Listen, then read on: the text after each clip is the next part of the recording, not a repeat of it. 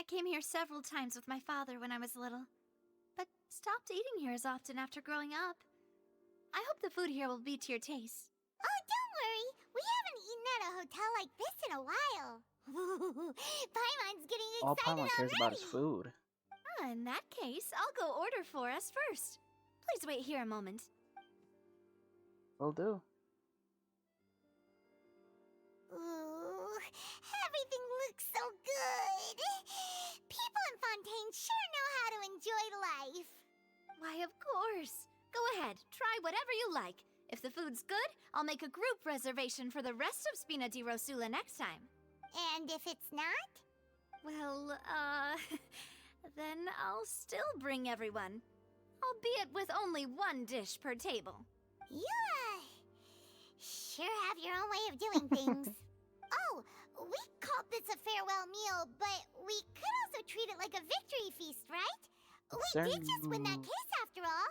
It's certainly worth celebrating, Paimon. Oh, true. Very true.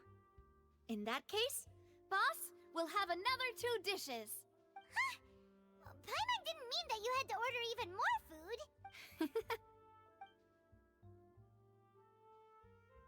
Speaking of cases, do you think that the mastermind behind the serial disappearances will get caught soon now that this has all happened? Well, we've certainly taken a big step forward, but I feel that's about it. We know that there's an organization that means to dissolve these young women, but we still don't know what they are really after. If it hadn't happened right in front of us, Paimon wouldn't have ever believed that a person could be dissolved like that. Right? Yet it was because this was such a preposterous notion that the investigation could never really move forward before. Ugh. If only that guy could have finished speaking! We were so close to hearing who was behind it. In such investigations, even the smallest step can seem like a yawning chasm if the trail of clues is cut off. To be honest, I don't have high hopes for any follow-up that the authorities might conduct. It's not that I don't have faith in their ability, it's just that a different perspective is required in some matters. It's easy to guard against and deceive a single narrow perspective. A shift in thinking is required at such times in order to produce a breakthrough, which is exactly why the Spina di Rosula exist. Those highfalutin folk are not all-knowing. That's why we exist, to seep into the cracks where filth falls through, where their watch fails them. That's the kind of problems we solve. Oh, okay. Seems Paimon thought things were simpler than they actually are. It's all right. Well, this was supposed to be a farewell meal, so I doubt you have further interest in this business, right? Let's talk about something else. Like, what are your future plans? We wanted to ask the Hydro Archon for some information. That's true. We didn't have a chance to speak to her after the trial ended. It didn't really seem like the right time or place to do it anyway. I see. So, your primary objective, which has been foiled so far, was to have a chat with the Hydro Archon. Yep. I've heard that there's a long line of people waiting to meet Lady Farina. I suspect you'll be waiting for quite a while, considering that you missed your chance today. Yeah, we've heard that she's super popular here in Fontaine, and that it'll be tough getting any of her time. Well, would you consider some more, unique ways? Perhaps even methods of, let's say, questionable legality? Oh god. Guess that's Spina di Rosula's boss for you. Chock full of sketchy ideas. Well, what did you have in mind? Well, one way would be to infiltrate a performance troupe at the Opera House, only to abandon your act at the play's climax and ask to speak to her after the performance. I'm sure Lady Farina would be eager to see the ending, and would agree in order to finish watching the play, don't you think? Could you suggest something a little more practical? This plan seems pretty hard to pull off. We'd have to go learn how to act, and acting's really hard. All right, here's another. Find a way to conceal yourselves under her bed. Then wake What her the up in the fuck? dead of night and demand answers. Don't let her go back to sleep until she answers all your questions. I can personally testify that this one works. When I'm sleepy, I'll do anything as long as I can finally get some sleep. That might work, but that's not really the problem.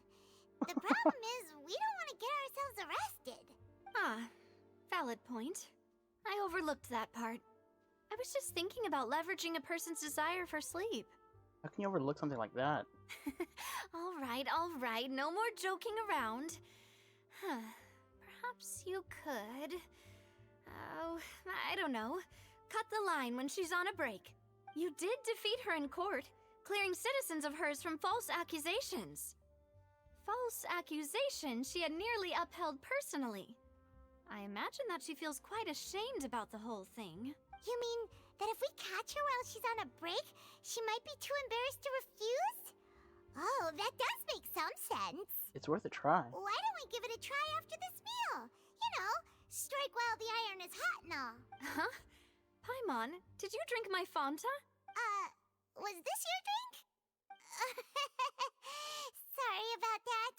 Paimon wasn't really paying attention and the cup was right next to Paimon. Would you like to order another? No, it's fine. We're just about done here. Alright. Honestly, Paimon wouldn't recommend Fanta anyway. It tastes kind of salty and icky. My drink also tasted that way too. Is that so? Huh. Well, in that case, we'll have to blacklist the Fanta here then. If we're all finished eating, then I'll go pay. Yeah, we're stuffed. Thanks for the treat, Navia. Thank you. Alright, let's go. Talk to the Hydro Archon, I guess. Oh, so full. Paimon can barely float anymore. Could try walking, you know. Nah, that would be so... normal. You know, like you. Damn. Okay. As for Hey, Navia! What are you doing over there? Oh, nothing. It was just a meal, you know? Nothing the Spina di Rosula can't Seems that was cover. pretty rough on her. Let's get ready to try to meet the Hydro Archon again. Bye, Navia! So this is goodbye, huh? Well, if you do encounter any other trouble in Fontaine, you're always welcome to contact the Spina di Rosula. I'll give your requests the highest priority. In any case, I wish you smooth sailing. I'll see you again, partner. See ya! Bye. Bye, Navia. A slight rain falls without reason. There aren't many people around anymore. Looks like that boat we took to Araneas might have been the last one. Vache. Looks like we're back here again. Huh? Traveler? Are you hearing voices again? Yeah, and it's clearer than it was during the day. Ugh. That's kinda spooky. Are you sure we don't want to come back in the morning? Vache? Vache. Hey, why are you still walking towards it? There might be something nasty in the water. I can feel strong emotions. Huh? Hang on. Paimon can kinda hear a voice. It's calling for Vache, right? Hey, traveler? Stop walking! Come on, wake up! Ugh. What happened now? Oh. Where's this? Vache. Are you... my dear Vache? No, wait. You seem to be someone else. Do you know Vache? Do you know where my love is? I'm sorry, who are you? Wait. Who am I?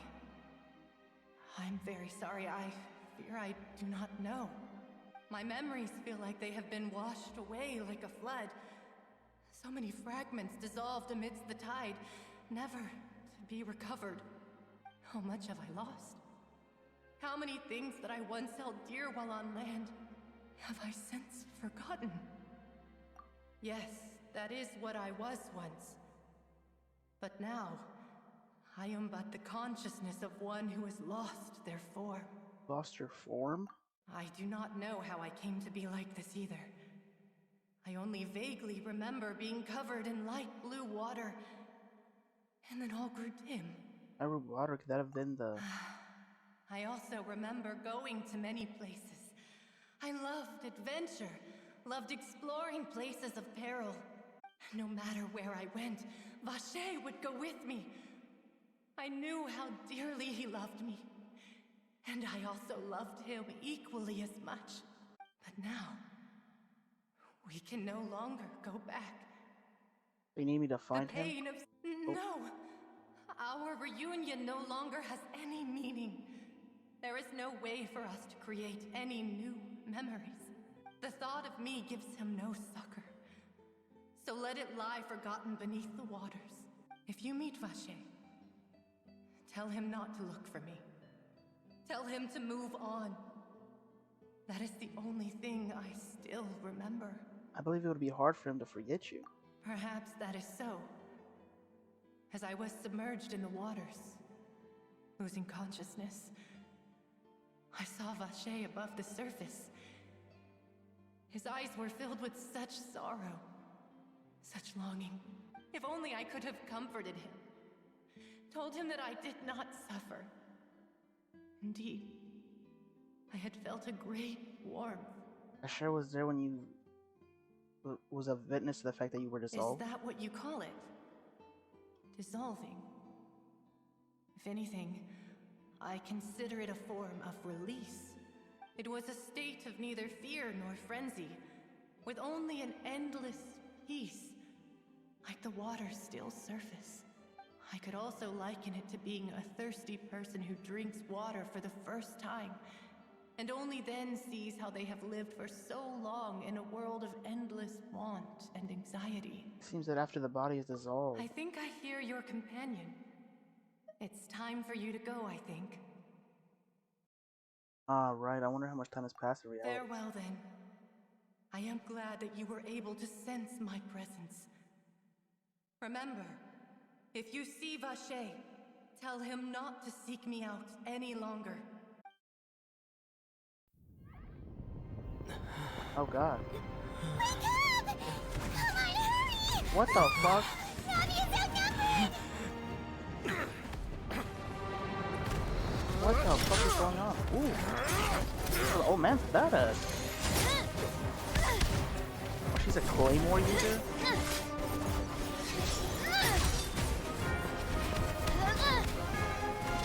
Demoiselle, look out!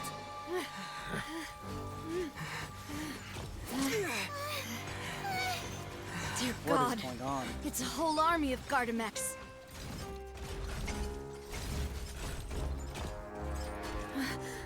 Chlorand?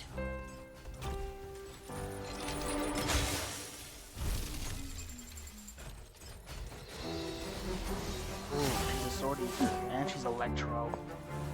I'm definitely getting her.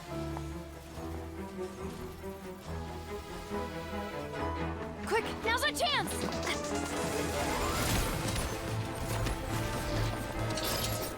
Oh my god.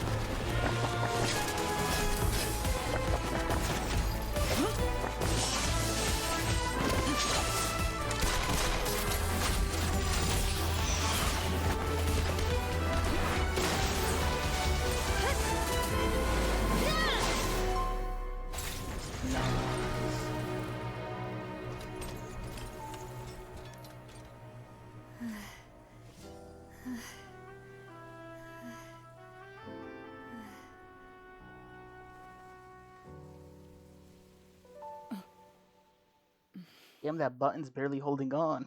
What the fuck? I should thank you for lending us your sword there, Chlorand. But before I do so, could you explain how you managed to show up here?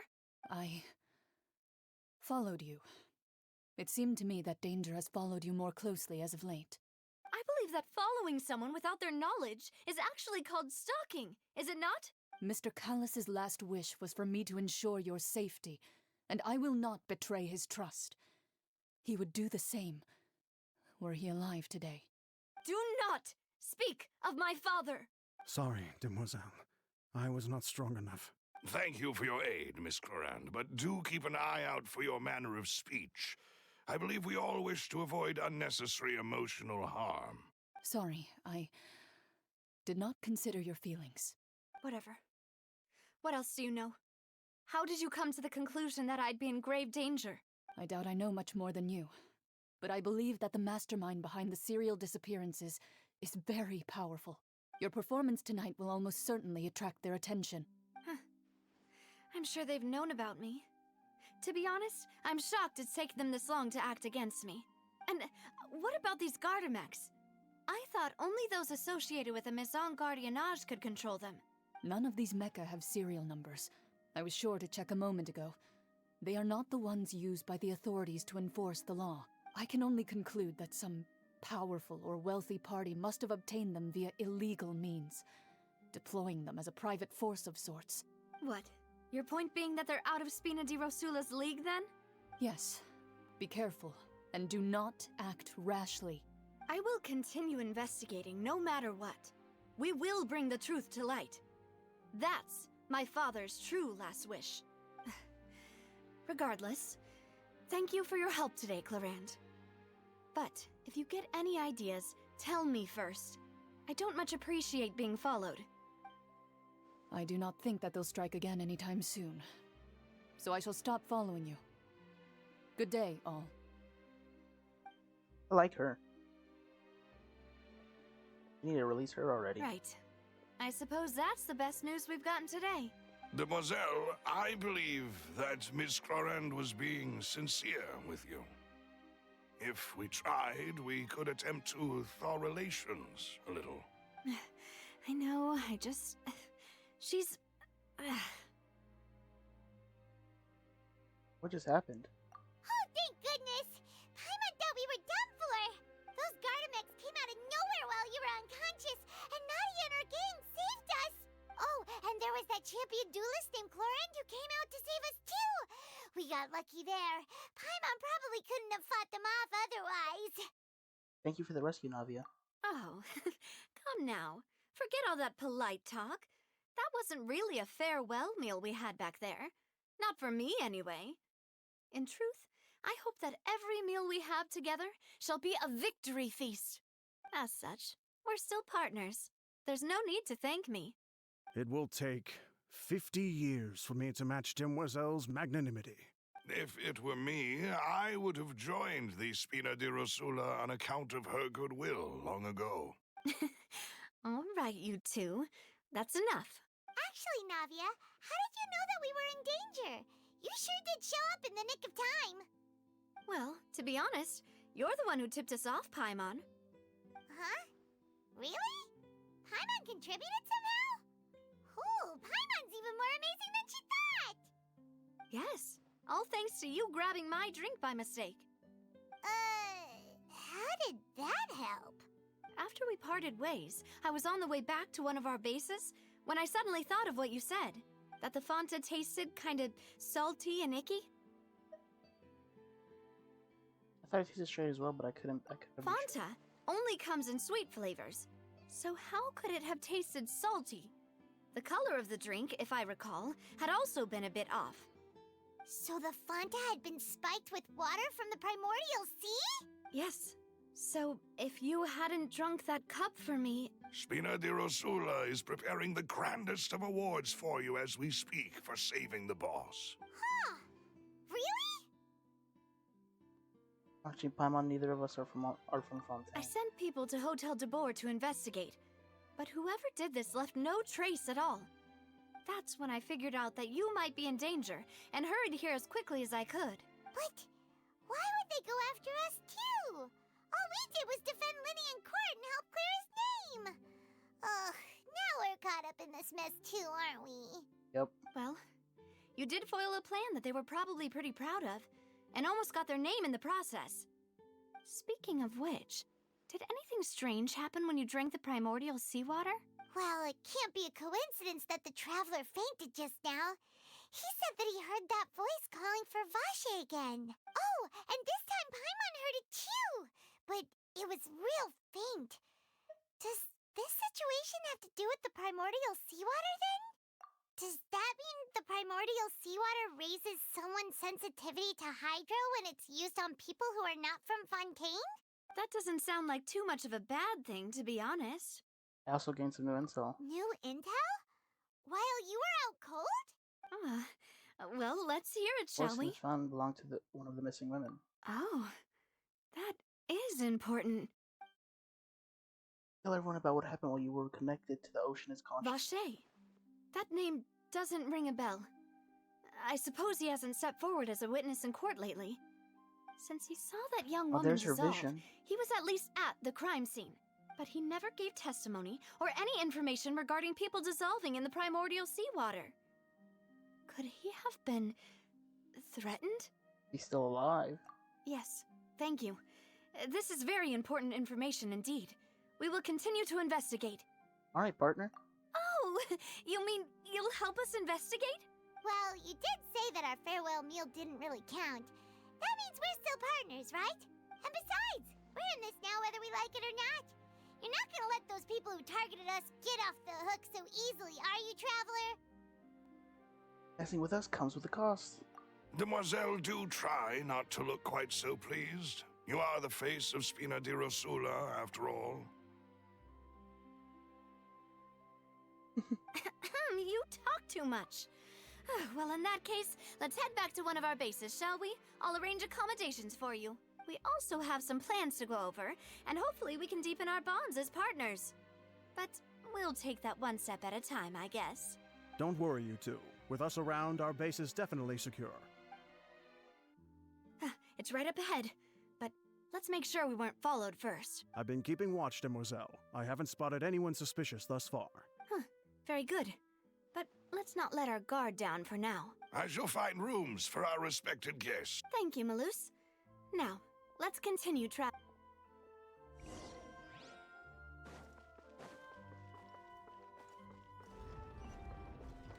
Yeah, I remember this area now. I came here by accident, just exploring the city.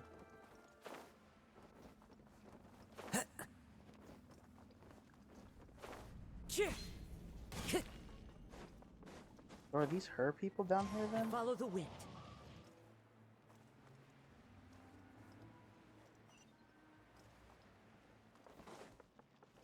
It has to be, right? Are these just people? Are these just like commoners or whatever?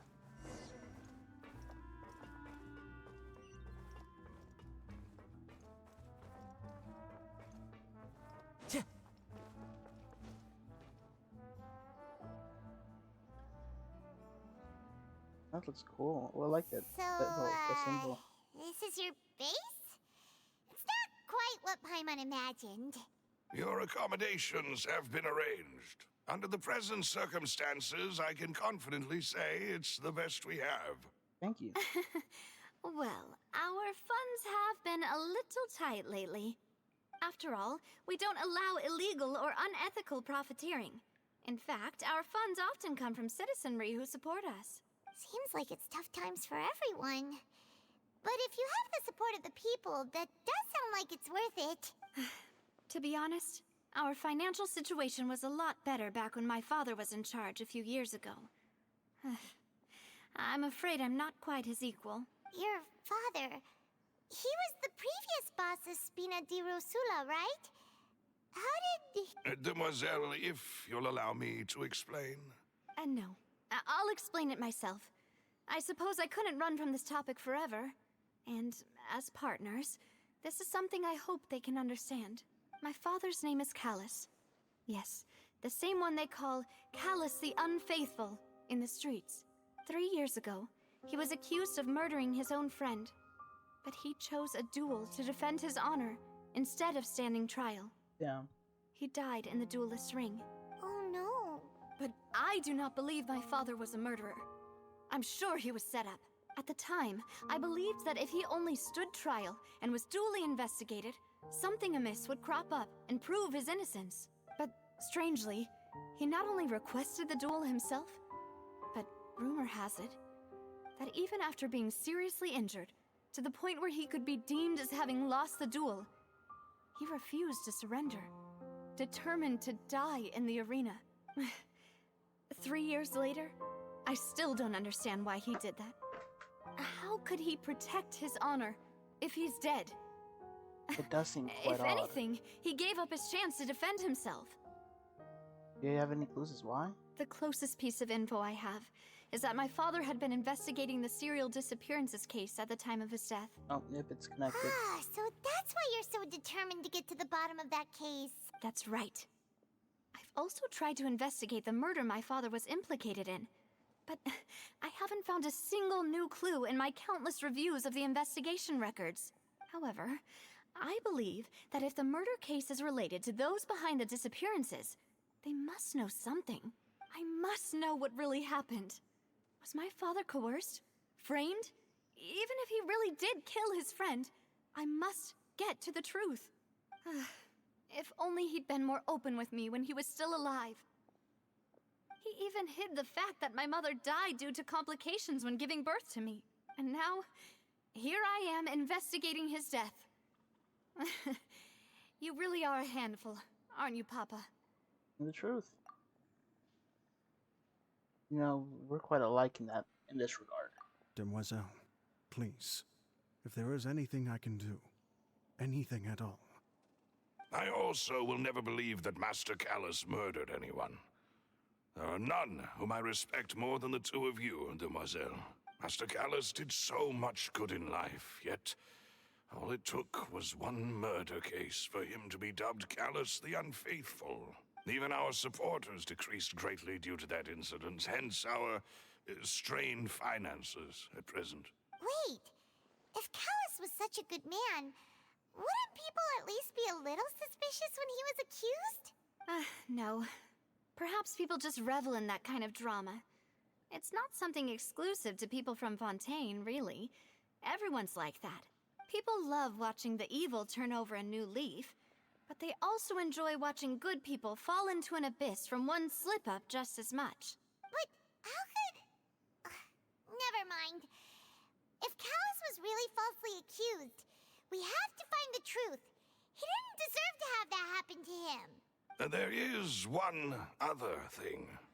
Master Callus's opponent in the duel was Ms. Clorand. Oh, her? Well, then, isn't that as good as saying that she was the one who killed him? No wonder the mood was a little strange between. Yeah, that's not the sort of thing that you can just let go and move on from. Ms. Clorand has always placed great emphasis on the honorable nature of the duel. If her opponent doesn't yield, she will not stop either. She knew Master Callus beforehand and greatly respected him, but seeing how he was resolute in the arena, there was only ever one choice she could have made. It's not that I don't understand her at all, but I just can't deal with this yet. Don't worry, Navia. Paimon knows how you feel. You don't have to force yourself to do that. Afterward, Ms. Clorand told us that at the start of the duel, Master Callus requested that she ensure Demoiselle Navia's safety. That indicates that he intended to die in that duel. Yes, that is our understanding as well. Oh, Papa. What madness drove you to ask the person who killed you to take care of me? All right, anyway, that's the information I wanted to share with you. Even if it did sound like I was just complaining towards the end. That's alright. Thanks.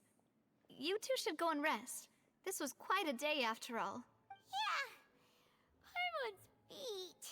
Please, relax and get some sleep. We will ensure you rest soundly. Check out the... I don't even think we can actually see it. Peaceful night passes under the Spinodel rose alone. Paimon slept so well. This place feels almost too safe. Huh? Navia? Where did the other two go? I sent them back to Poisson. It's Spina de Rosula's place of origin, and where we have our headquarters. There's not much for them to do here at the moment. Paimon gets the feeling that you're just trying to get them off your back. But never mind that. When did you get back? Were you waiting here the whole time? No, I just returned after going out for a while.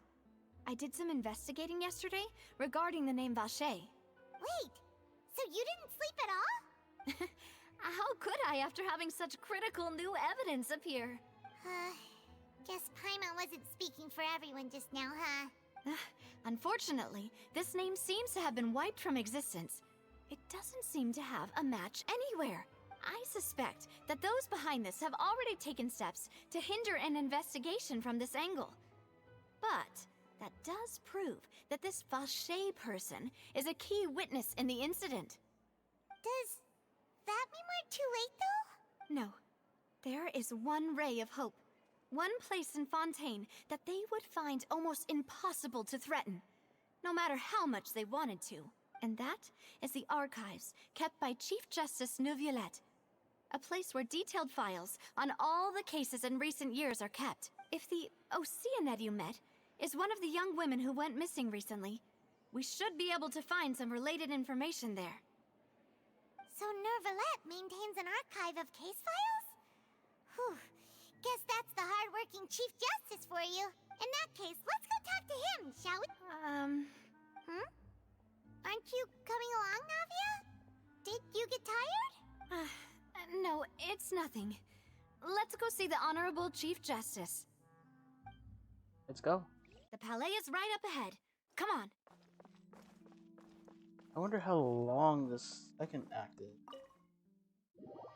That first act was almost 4 hours.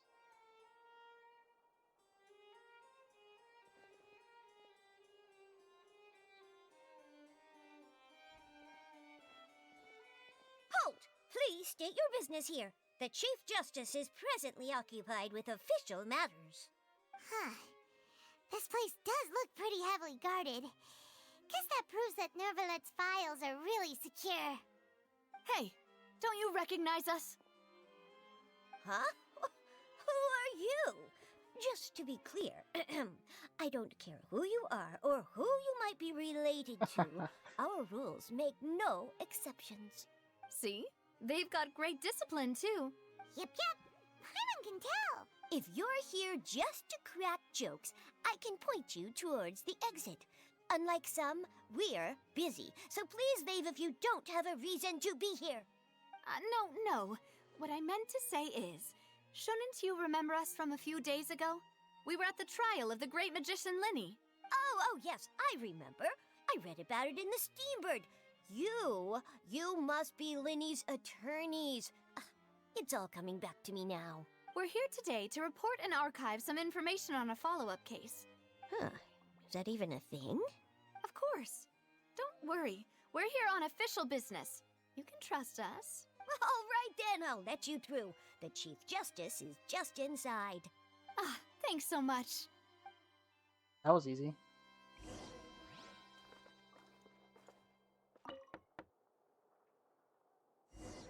Please come in. Good hand. I can't wait for his banner.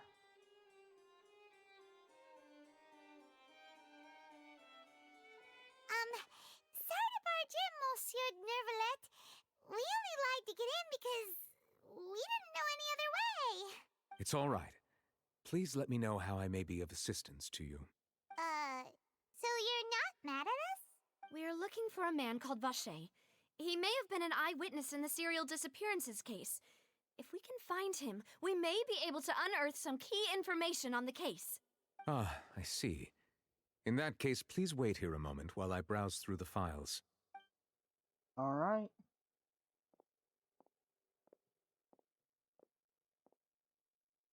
Who knew that Nervalet would be so easy to talk to?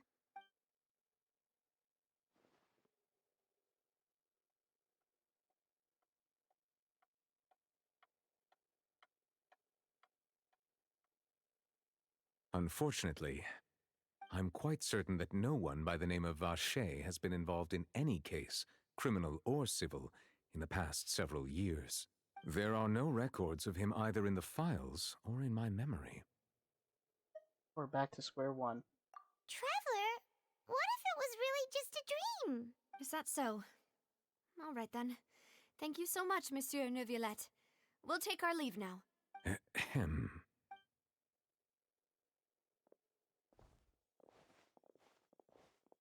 Miss Navia, I can understand how you feel.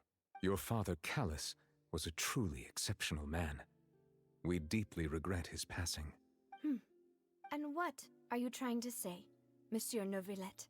Are you trying to console me? Extend your sympathy? Or just express some tendril of regret? No. You are not trying to do any of that. I can hear it in your voice. There's no emotion behind your words. You only said those things because you felt like you should. It's just like last time. After my father took his place in the duelist ring, I pushed through the guards to talk to you as a last resort. You even told me then that you thought there was something fishy with the case, yet you still allowed the duel to go ahead. In your eyes, the value of a human life is nothing compared to those cold laws you hold so dear. If you truly regret my father's death, then why didn't you call a stop to the duel? Why didn't you give me the power to stop him from throwing his life away? Why did you just let him die? Despised and hated everything was hanging on a thread at that moment. Just the tiniest effort could have changed everything. There are still so many things I never got to tell him. So many questions he still owes me answers to. If you really have no heart, then just look me in the eyes. I, Navia, will show you the true meaning of regret. I'm sorry, Miss Navia. You and my father are truly alike. You keep all kinds of things in your heart and never say a word to anyone. It's not so much that you can't feel, but that you would never express anything. Oh well. In any case, everyone already knows full well the apathy of the Chief Justice. My apologies for taking my emotions out on you, Monsieur Chief Justice. Let's go, Traveler and Paimon.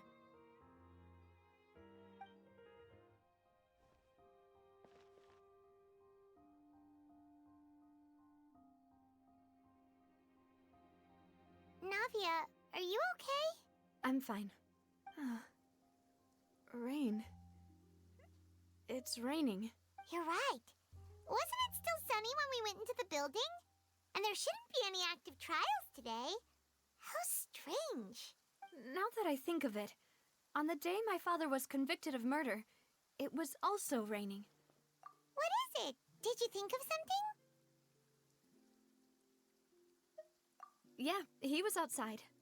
It was uncovered and the rain could fall there. Why? Do you think the rain could have affected the crime scene? That thought has occurred to us before. We've even expanded the search area to try to account for that, but didn't find anything of value. There was something you didn't know at the time. Oh? Wait. You don't mean... Like that people can be turned into water. So you're saying that the true murderer could have been turned into water? And then got washed away with the rain? Yeah. And if that's what had happened, then no one would have believed your dad, even if he explained what he saw to the authorities. I really think I found a true genius for a partner. You're completely right. How did I not connect the dots earlier? All right, let's go to Poisson.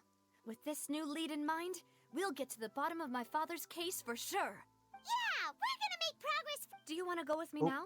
Or do you want to head over by yourself later?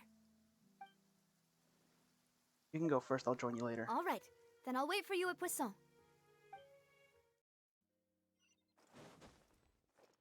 Here's Navia. Hi. Whoa, what a huge ship! Why would a ship be anchored at a place like this? There's no need to be so surprised. While it may look like a ship, it's actually Spina di Rosula's headquarters. What? My father was the one who asked for it to be built like this. Perhaps our taste in exterior design is the only thing we occasionally had in common.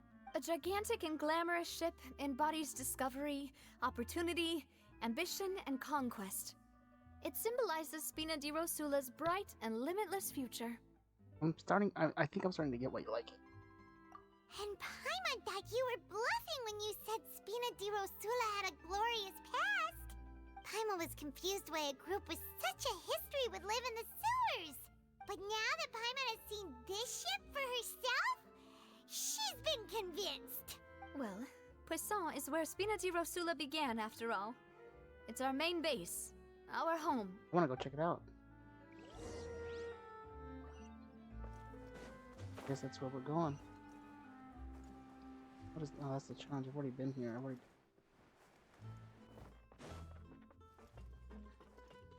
Intel Order. is just like futures. You got it. Oh, some Mamora. Damn. Last time I was here, I didn't go onto the ship. Time to go.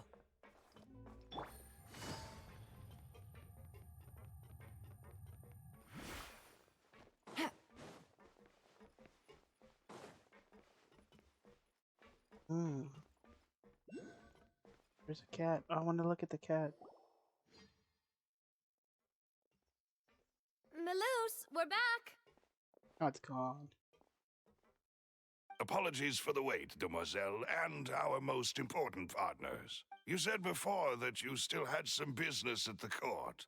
What brings you back to Poisson so quickly? About that.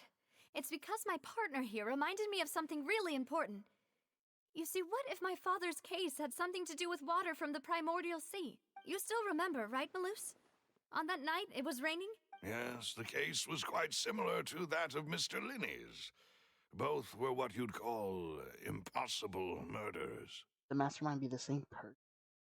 I really want to know who it is. Could you tell us a bit more about what happened before? Yeah, of course. Many years ago, something called synth began to gain popularity in Poisson. At a glance, it was a kind of drink that could excite your mood and produce many pleasant hallucinations. Wait! Didn't that guard guy who turned into water also mention that the primordial water could be used to produce some kind of potion? Yep, he did, by my nice memory. Yes, he did. Considering what we know now, it's almost certain that synth is created using water from the primordial sea. If you drink synth for an extended amount of time, you'll suffer many side effects, such as losing the ability to focus or control your emotions. And if you were to stop drinking it completely, you'll experience flashes of paranoia and anxiety while lacking energy to do anything.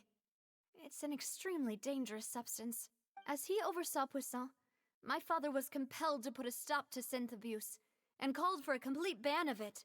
Boss's uncompromising attitude incurred the synth vendor's wrath, but no matter how much they threatened or bribed him, he refused to yield. Nice. Not only that, Boss became determined to find the mastermind behind the synth operation and put an end to the problem once and for all. Yes, but the enemy was very cunning. So he could never get anything out of the dealers, all of whom only sold the stuff and weren't privy to the rest of the operation. Recognizing that, my father decided to contact the dealers in secret and cultivate personal relationships with them. Finally, he was able to convince someone to become his informant. The man's name was Jacques. He felt greatly ashamed about his work after seeing many families destroyed by synth abuse. That night, my father hosted a banquet at his countryside estate. He planned to meet up and exchange information with Jacques over some food. But then, we heard 2 gunshots from the courtyard.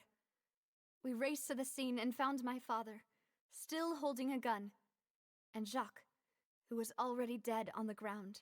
Huh? How did that happen? Aren't they on the same side? Sounds just like Lenny's case, doesn't it? In both cases, the culprit seemed obvious, but neither appeared to have any motive at all. Looking back on it, though, I now believe the most important clue was something we all overlooked at the time. There were pieces of clothing left at the scene. They could have belonged to someone who got dissolved. Precisely. It's all thanks to you that I made the connection now. Back then, we all just thought they were some costumes that Jacques used to disguise himself at the banquet. But, considering it now, it's almost certain that they belong to a third person at the scene. With one extra person, we'll also need to reconsider why the 2 shots were fired. It's also possible that the third person was to blame. You're right. We still don't know what happened. But my intuition tells me that we're on the right track to figuring it all out. I'm finally headed towards the truth. Jacques was an empathetic man who was infinitely remorseful for his past actions. It's unlikely that he turned on Boss with 0 warning. I think this third person is probably the key to the full truth. On that note, however, he Even though this will not please you, demoiselle, as your and your father's butler, I must still offer a word of warning. Our opponent is insidious and cruel. They are extremely difficult to deal with, and Boss has already lost his life trying to bring them to justice. Even though Spina de Rosula has lost most of its former glory, Poisson has welcomed a new time of peace, and we have been allowed to live out our lives. There is no need to follow your father's path. It would be both wise and in line with Boss's wishes to step back and give up on the case. If that's indeed what he wished for, then he should have told me that himself. Was I not the closest person to him? And yet, I was the one most kept in the dark.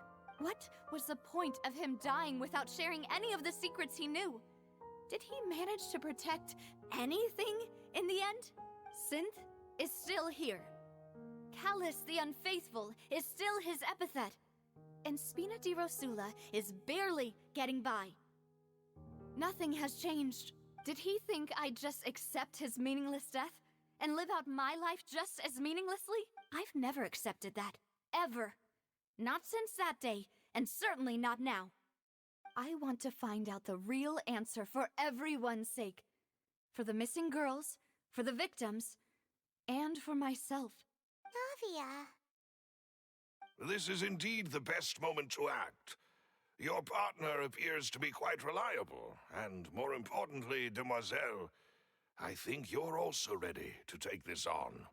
So you do know something else, Malus? Yes, I do.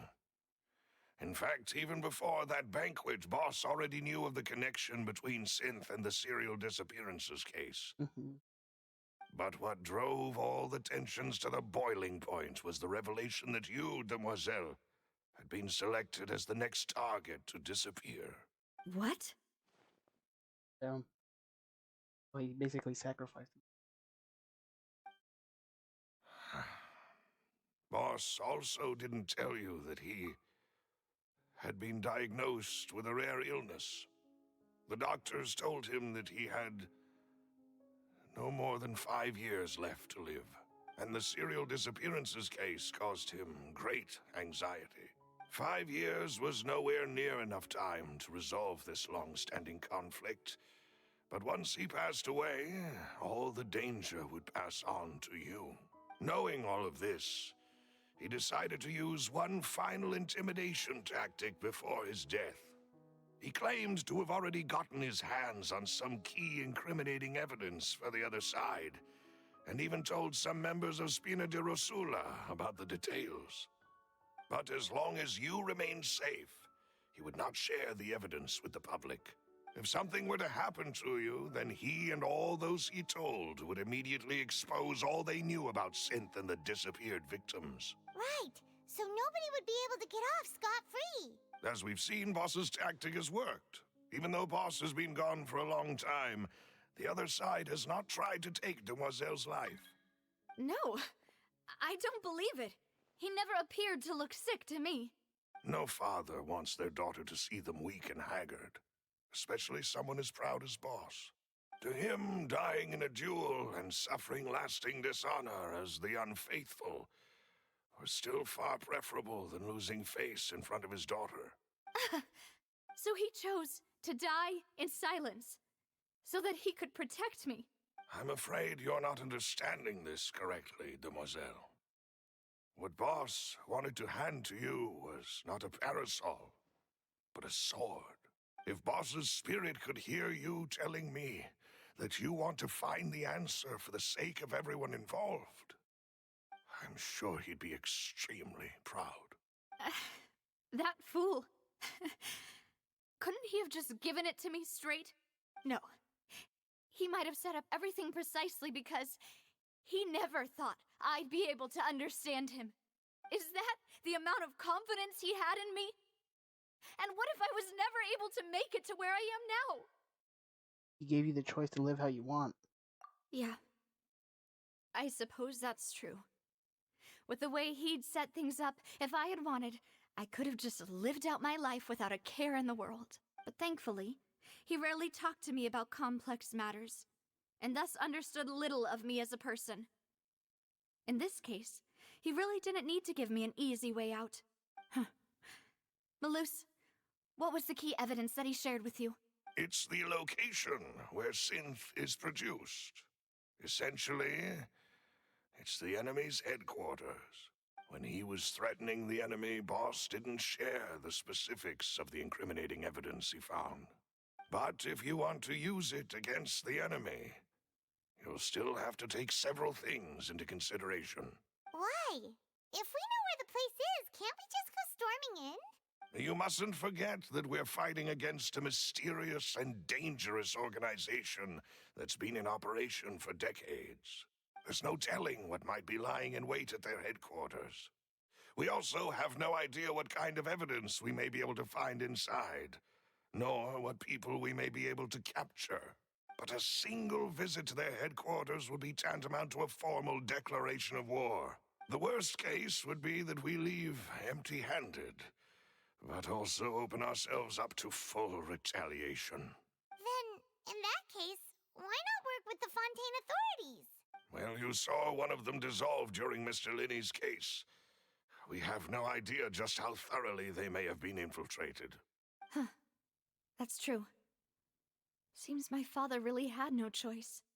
But things are different now.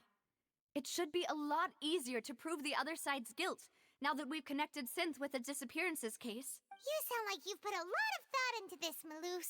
I am the butler, after all. I live but to serve the boss and Demoiselle's will.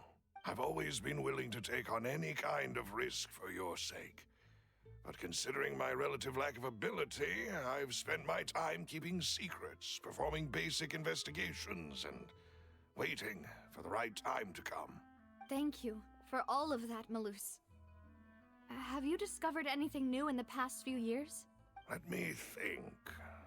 One conclusion I came to was that the enemy must be quite familiar with Spina di Rosula, or at least have an informant planted here. When I announced orders to the organization's members on Demoiselle's behalf, I used to deliberately keep a few people in the dark and observe the reactions of the synth vendors. If the vendors didn't change their plans, then the individuals informed of our orders must be innocent. If the vendors packed up and fled, however, then someone must have given them the news.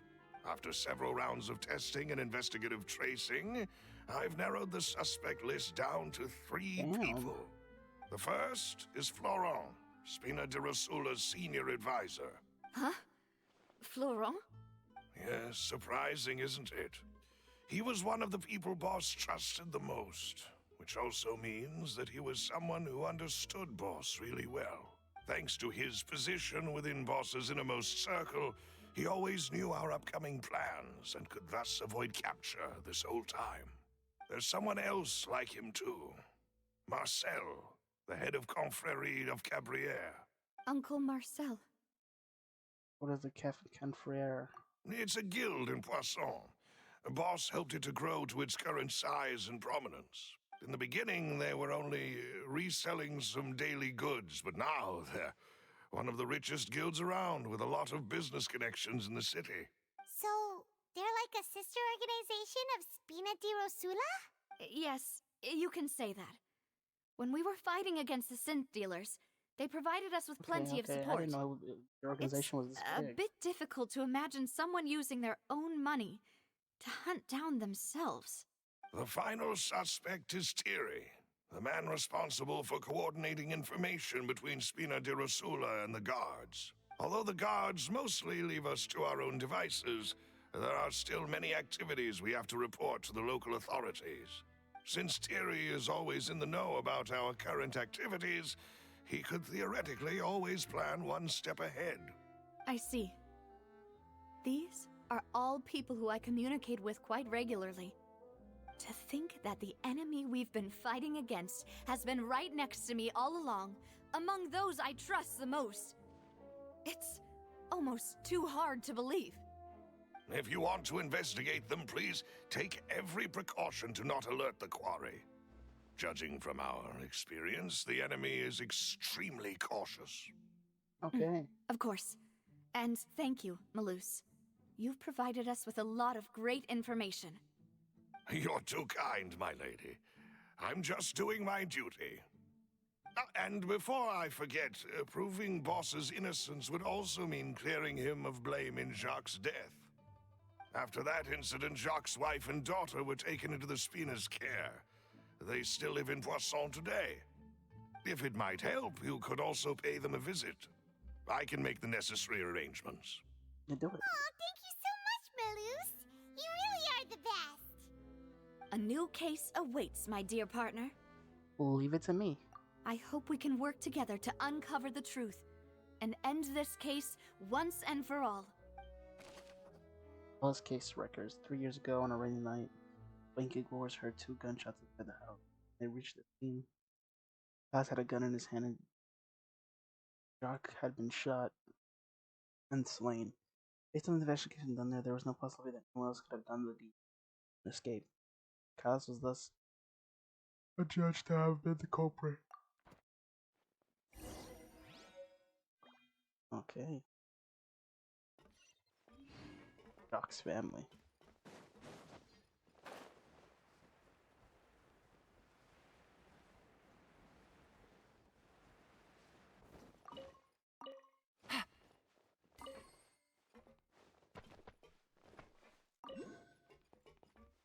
Huh? Is it on the ship? Why didn't it pop up when I was up there? I need to go get that. It is settled, then. Please excuse me, and enjoy your conversation at your leisure. Thank you for arranging everything for us, Malus. See you later, Malus. Excuse me, miss. Do you need anything from us? Oh, Hey, Navia's all quiet. This isn't like her at all. Let's not bother her for now. I'm sorry that I only came to visit after all this time.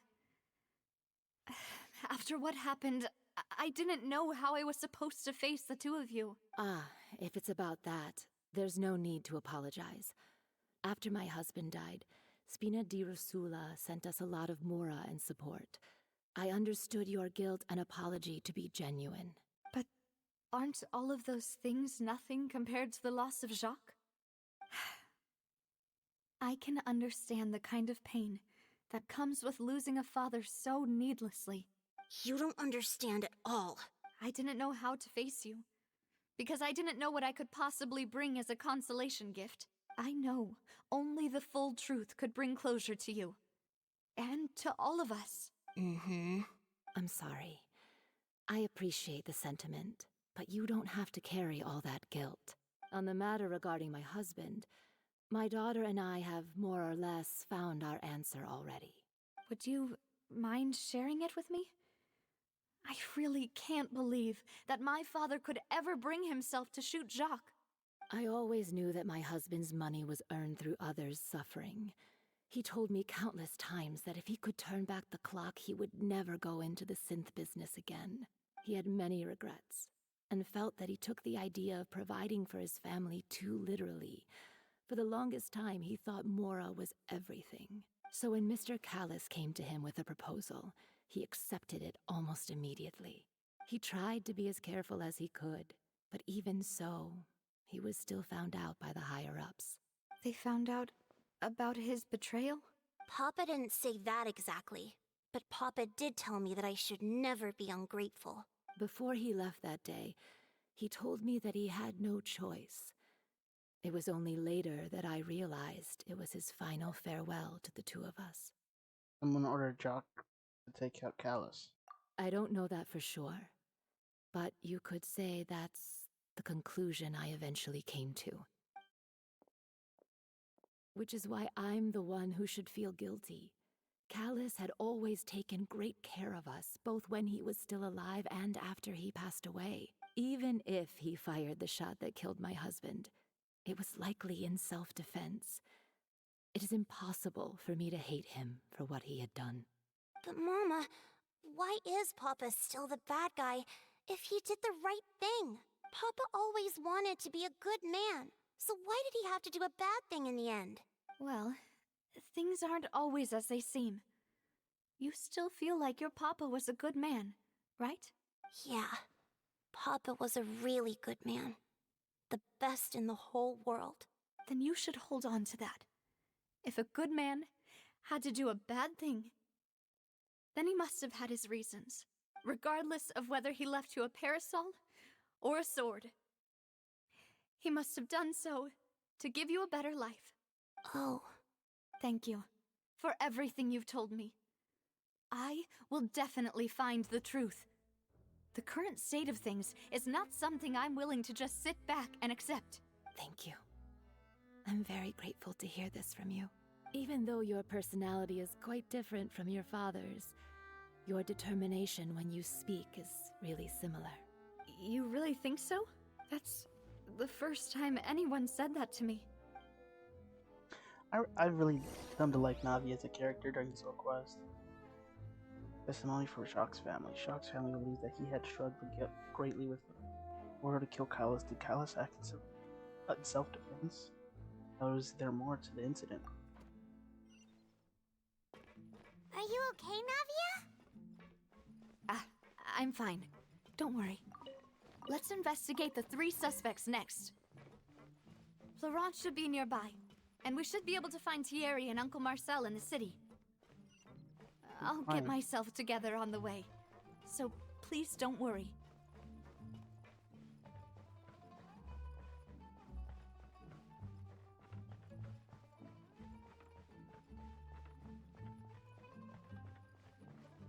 Alright, here's the first guy. Greetings, boss. How may I be of assistance today? I'm sure you've heard about what happened at the Opera House? Someone got turned into water right in front of us. Yeah, I've heard. With something that dramatic, I'm sure journalists will milk it for all it's worth. And it'll be all the talk for the next several weeks. It also reminded me, on the day that the incident happened with my father, it was raining outside, and we found some clothes left at the scene. After my partner here put the dots together for me, I feel like we should try to reopen his case. Can you do me a favor and try to recall what happened that night? Let me think. Mr. Callus was feeling pretty upbeat that day. So he was drinking and bantering away with us at the table. After that, he told us that he wanted to go get some fresh air. So we let him go without thinking much of it. Who knew that we would hear 2 gunshots ring out right after? My first reaction was that Mr. Callus's life was in danger. So I grabbed my holster and made a mad dash toward the scene. But when I got there, it was already too late. Mr. Callus was standing over a dead body with a gun in his hands. All we could do was look back and forth at each other, not knowing what to say. So you also remember 2 gunshots then? Indeed. The guard said that the first shot didn't hit anyone, while the second killed Jacques. But I've never really bought that explanation. Reason being, Mr. Callus had left his gun on the table. I even made sure to confirm that before running to the scene. But according to the guards, that doesn't mean he couldn't have had other guns on his person. About the clothes left at the scene that you mentioned, do you think there was a 3rd person there who was turned into water? It's very possible. At least from our perspective, my father had no reason to kill. So he would also have no reason to bring an extra gun with him. The gun he was holding probably belonged to Jacques, or a 3rd person on the scene. Yeah, that makes a lot of sense. So you're saying Mr. Callus ended up with the gun because he seized it from one of the other guys? But hold on. If that's what had happened, then why didn't he share the truth with any of us? He didn't even want to face the Oratrice machine, and chose instead to prove his honor in a duel. Did he lose all faith in the courts after seeing someone dissolve right in front of his eyes? About that, Malouse told me a thing or two. So, I think I can understand why he committed to the duel. I'll tell you everything once the whole truth has been revealed. I understand. Then I'll leave Mr. Callus's honor in your hands, boss. And if I may just say one more thing. The whole Callus the Unfaithful epithet has been a thorn in my side since the day it was invented. Many people have laughed at me for still calling him Mr. Callus, even after so many years have passed. But it was Mr. Callus's trust that allowed me to rise through the ranks of Spina di Rosula and live the life I lead today. No matter what others might say, he'll always be the man I respect the most. And he'll always be my boss. Don't worry. I will definitely find the truth. You and all our other comrades at the Spina deserve to know the truth as well.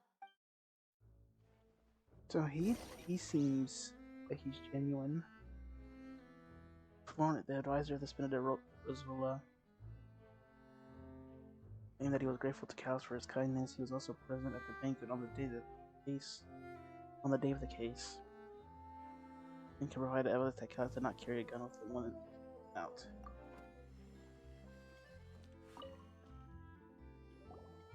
Hey, Thierry! It's me! Thierry. Oh, now, what brings you here, Miss Navia? I've heard that you made quite the name for yourself at the Opera House. Oh, so you've caught news of that already. Oh, okay. Hey, I'm also a member of the Guards, you know. The way you make it sound, people would think I was sent off to Poisson because I had done something wrong. Are you sure there isn't a little bit of truth in that? Under normal circumstances, shouldn't you have been called back to the city already? I mean, where I work is really up to me. Let's just say I enjoy the ambiance of Poisson. Callus did a fantastic job running the town, building Spina di Rosula from the ground up and clearing many obstructions in my way. It would be next to impossible for me to find a similarly easy but high-paying job in the city. Anyway, enough chit-chat. Are these two friends of yours? You, here for some formal business? Yes. These two are my partners. What happened at the Opera House made us realize that Linny's case and my father's may be related. We're trying to reinvestigate the details of my father's old case. Ah, I get it. You think there might be more to the case now that we know people can be dissolved into water, right? I was also flabbergasted when I first heard of it. If you want to go through the original files from your father's case, I can help you look for them. That'd be much appreciated. Thank you. Actually, I have another question. Do you have the authority to dispatch Gardamex? Of course. Without them, I couldn't possibly handle Poisson on my own. Why do you ask? We definitely can't use them to forcefully get more evidence for your father's case. Well, you see, just recently, we were attacked by a horde of unnumbered Gardamex in the city. So, if you hypothetically wanted to do something against me, all you would need to do is get rid of the mecha serial numbers and send them after me. Then you think too highly of my abilities. Dispatching mecha is very different from controlling them. If I had to make an analogy, when you order a dish, the chef will make it for you. You can ask the chef to cook, but not to massage your shoulders or carry your baggage. If you try to make unreasonable demands, the chef would just think you're out of your mind and ignore you completely. The same goes for me and my Gardamex. Removing a serial number is also not as easy as you might think. There are a lot of complex steps to it, and it's almost impossible to keep it a secret. So I can promise you, those mecha were definitely private units. They're certainly not cheap. So, whoever their owner is must be super rich, powerful, or both. Now that you mention it, though, being in the synth business would definitely be profitable enough to afford this. Makes sense to me. Oh, then you're officially in the clear, Thierry. Oh, well, thank you for the vote of confidence, Navia. Jokes aside, I'd like to wish you all the best with your investigation. Thank you. I'll be staying in the city for a little while, so just come find me if you need any support from the guards. That's two people that I feel confident about. Information regarding Thierry. He's the person responsible for official contact between the Rosula and the guards. According to him, only the significant rich can privately guard me.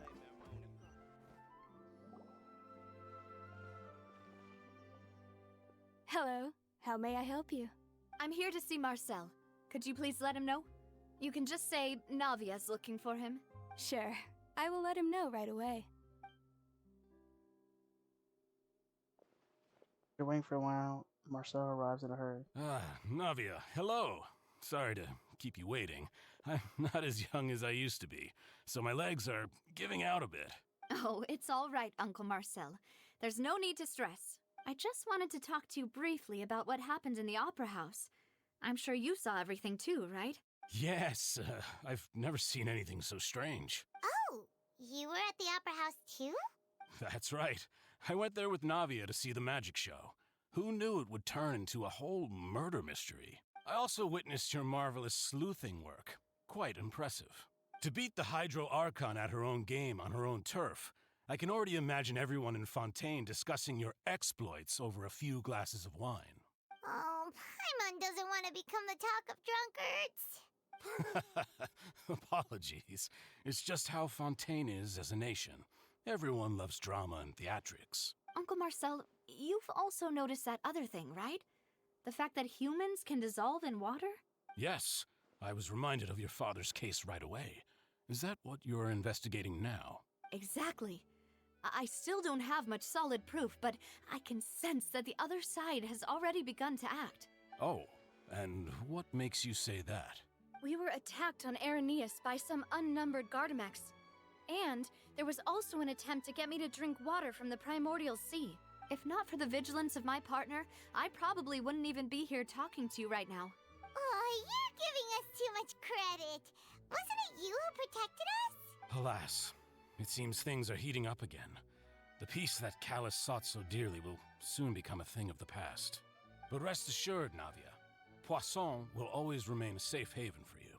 If you're scared, you can always return there. If anyone dares to lay their hands on you there, the Confrérie of Cabrières will use its funds to the last Mora to bring them to justice. Thank you, Uncle Marcel. But I don't intend to go into hiding. I'm going to strike while the iron's hot. Do you have any new thoughts on my father's case? About that. Sorry, my age is catching up with me, so it'll take me a while to recall my memory.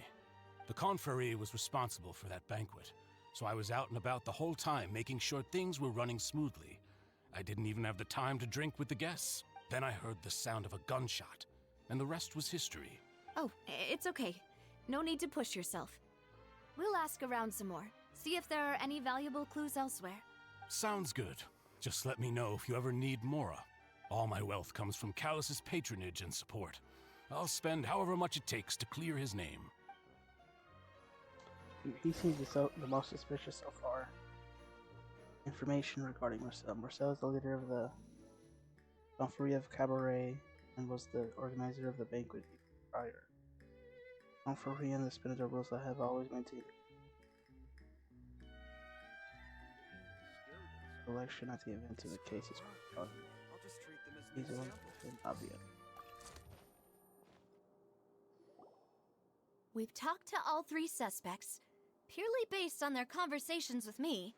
None of them sounded particularly suspicious. None of them really stood out as a suspect. I suppose that's to be expected, though. If a single conversation's all that's needed to find them out, then my father wouldn't have needed to investigate the case for so many years. Anyway, even though we didn't make a breakthrough, let's still compile what we were able to find. But where should we start? Jock's motives. Jock's motive. Ah, you're right! Flora mentioned that Callus probably only ended up with the gun because of circumstance.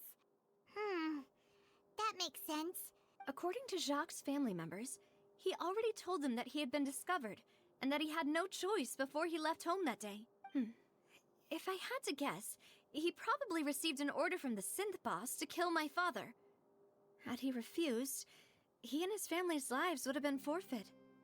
So, Jacques fired the first shot?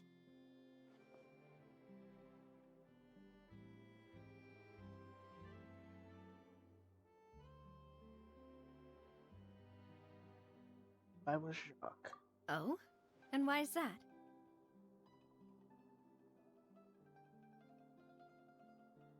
He guaranteed his safety after killing Callus. Ooh, that's a good point. Jacques probably already knew that he was just being used as a tool for murder.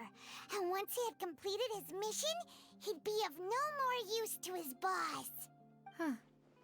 So, what would make more sense from his perspective would be to turn his back on the Order and seek protection from my father. Seems the third person was the one who derailed everything. Makes sense. But without evidence, that's still just a theory. Besides Jacques, the attack from the Gardamex has been bothering me quite a bit as well. It's obvious that our enemy has become more antsy after the secret of the primordial seawater was revealed. Yeah. Do you think he knew, even then, that we'd follow this lead to the end? Given everything that's happened since, it's quite possible.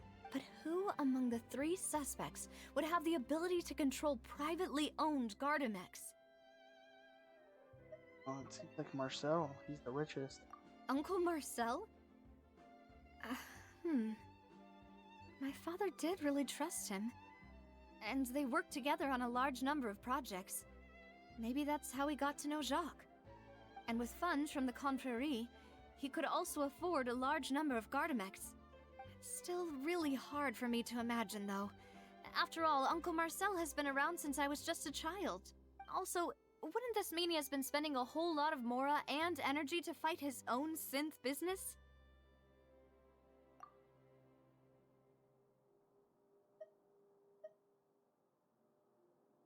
Scary, doesn't it? It has to be Florent. Florent? It is true that he was closest to my father, and thus had the best chance of learning about his dealings with Jacques. But as Spina di Rosula's advisor, his work mostly deals with personnel and security, so he shouldn't have much means when it comes to finances. So you're saying he's too broke to afford a mecha army? Exactly. He can't. And even if he could, I don't think he would be able to dispatch a whole group so quickly. Only Thierry. Thierry, you say? Thierry. Huh. It is possible that he's figured out a way to convert the Gardamex for personal use. But I didn't feel like he was lying when he was talking to us about the mecha. I also don't think he'd be able to keep that kind of tampering under wraps. Yeah. Had he actually tampered with the mecha, we'd be able to prove it with a simple check of the guard's inventory. If the mecha were taken from the guards, it should be pretty easy to find out when and how that happened. Who could it be? I think.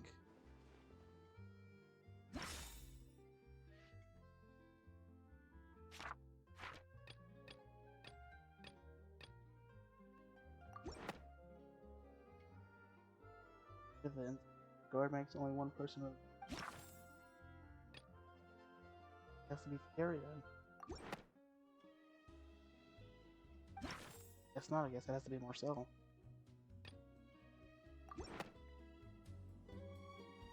You know, if you think everything through, Uncle Marcel is indeed the most suspicious of them all. Could we be missing other suspects?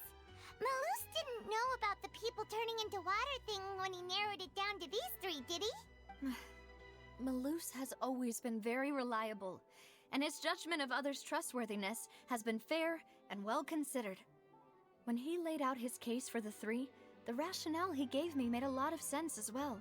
The suspect is knowledgeable about the Spina's internal affairs, has the means to dispatch Mecha to assassinate us, and possesses significant intellect and foresight.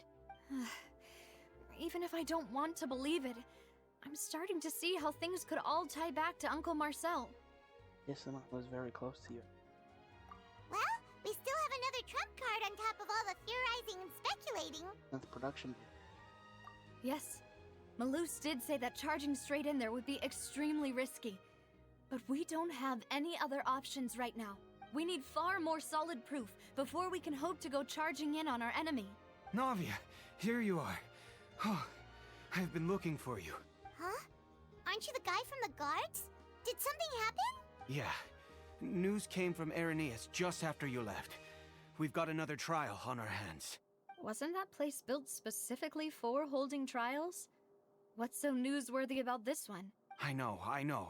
But they said the person they're putting on trial is a Fatui harbinger called Tartaglia. Child, what did he do? What? Is that someone you know? Yeah, we know him. Maybe even a little too Oh well. my god, what did he know? Well, he's been accused of being the true culprit behind the serial disappearances case. It's absurd, don't you think? Wait, how? None of our investigations have had anything to do with him. That's what I thought was strange about it, so I came to tell you the news right away. If the charge against him stands, then it'll be next to impossible to get the guards to support any of our planned investigations. Right, because they'll think they've already found the culprit. Yeah, and it'll be a lot harder then to clear Mr. Callus's name. I understand. Well, partner, what do you think we should do? We still haven't found any conclusive evidence. Let's split up. Huh? Split up? What do you mean? You go to the Ernie while I go investigate that place. Just as expected of my partner. Since this is a trial about the serial disappearances case, the culprit's attention will be focused on Irenaeus, leaving his home base wide open. You're right. This is our best opportunity. All right then, let's do this. I'll stall them at the Opera House and charge Marcel as the true culprit. I won't have any chance of making that charge stick, though, unless we find more evidence. It'll be up to you to make it back in time and hand the decisive evidence to me. Give it to me. We'll help you, just like you helped us in Lenny's trial. Demoiselle, please allow us to accompany you. Yeah, where did I'm they come ready. from? Ah, Malou, Silver. When did you two get here? We heard that you'll be leaving Poisson and figured that you might require our assistance. It's our hope that your confidence will be bolstered with the two of us by your side. Thank you so much. Then, let's make haste for Irenaeus. Paimon, Traveler, I'll see you at the Opera House. Alright. See you then! Suspect analysis. Combining the French regarding the Guard of Mexico. Prove that there's only one person, a large number of Guard of Mexico, and run the synth business without leaving other than.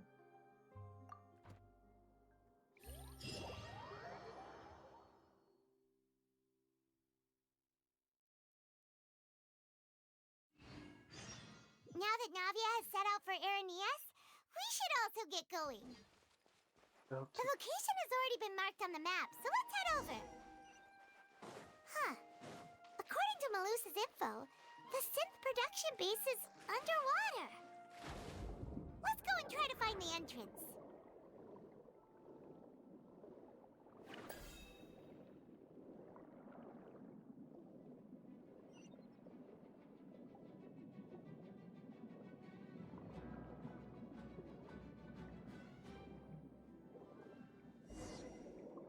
Okay. Finally found it! Huh. So this is the entrance that leads to the synth production base. It sure doesn't seem out of the ordinary at all. Well, they don't want it to stand out. Ah, you're right. An important place like this is bound to have a ton of protective measures and mechanisms. Navia's probably arguing up a storm right now to stall for us. Well, inside the opera, Epiclaus, please. It would appear that I must repeat my question again, Mr. Tartaglia. Do you accept the charge that you are the true culprit behind the serial disappearances case? To be perfectly honest, I don't understand your country's complicated court system, or the reason why I'm being charged with something I've never even heard of. However, I did hear that people who have been charged can choose to participate in a duel to clear their name. Is that right? In which case, as long as I accept the charge, I can have an all-out fight with that champion duelist Clorend, right?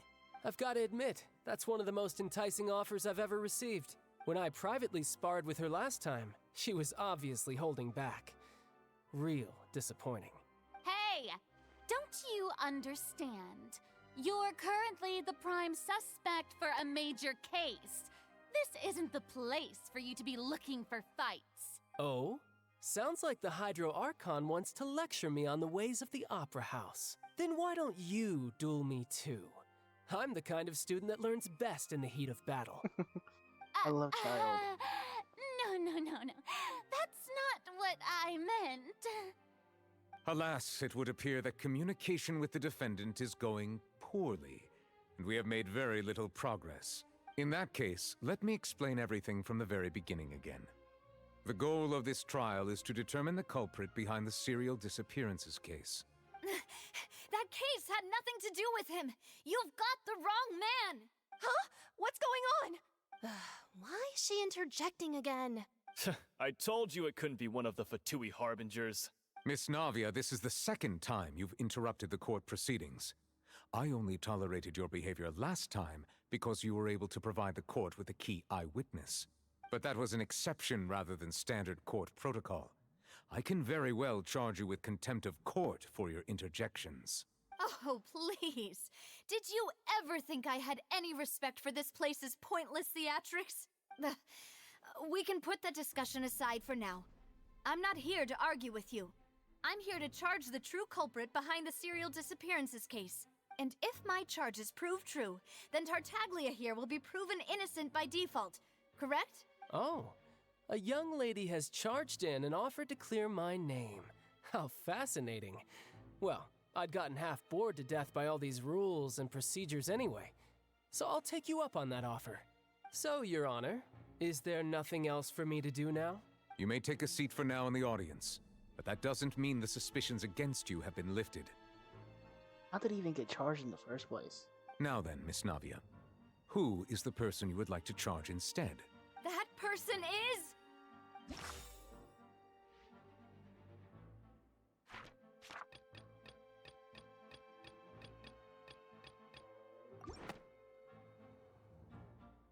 Marcel, the head of Confrérie of Cabrières! Huh? What confrérie? Never heard of them in my life. I've heard of them, but weren't they Spina di Rosula's sister organization? Oh, is this going to be a friends to enemies type situation? Please let me remind you, Miss Navia, that charging someone is an incredibly serious matter. Committing to the charge also means taking on the legal responsibilities associated with it. And if the charge fails, depending on the circumstances, you may also be charged with the crime of making a false accusation. Knowing this, do you still wish to charge this man? Yes, I do. In that case, I declare the charge to be valid. Miss Navia and attorneys, please take your places on the court. Members of the guards, please contact Mr. Marcel right away so that he may stand trial. Sometime a shocked and confused Marcel is brought to the stands. Mr. Marcel, you will not require an attorney. Is that correct? Apologies. It all just happened so quickly. I still haven't figured out what's going on. I think an attorney won't be necessary. This is probably just a misunderstanding between me and Navia. Very well.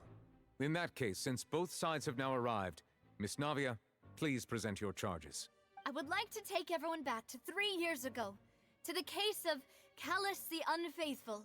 Only through elucidating what really happened in that case can we connect all the dots for the serial disappearances case. Navia, do you really think that I was the one who killed your father? Come on, why would I do that? Callus was my benefactor, and remember both you and I only ran to the scene when we heard the sound of a gun. If that's enough to make me a suspect, wouldn't that make everyone at that banquet a suspect as well? I think there's no point in getting into the specifics right now. The audience doesn't even have the big picture yet. Even I'm struggling to remember some details of that case. Exactly correct, Your Honor. I must refresh everyone's memory about that case before I can explain my charge and reasoning. I see. In which case, I will recount the findings about that case as originally recorded by Maison Gardiennage.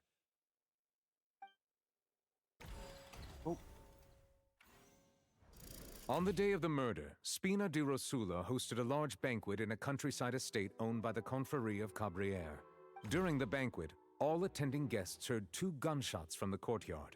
When the guests arrived at the scene, they found the primary suspect, Callus, holding a gun, while his acquaintance, Jacques, lay dead from a gunshot wound.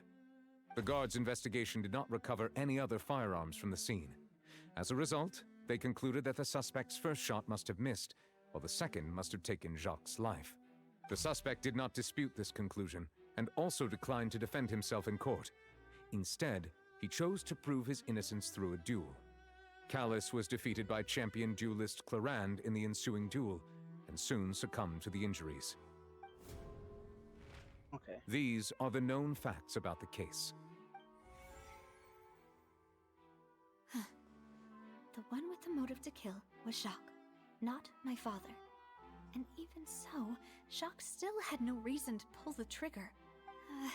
In truth, the third person shot Jacques first, and was shot in turn by my father when my father seized the gun from him.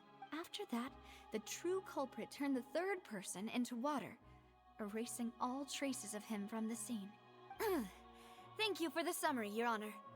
Of course, the guard's conclusion appeared quite sensible to us at the time.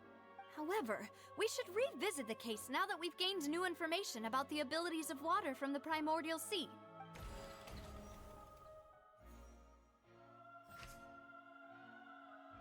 Oh, that's fine. That's fine. That's fine.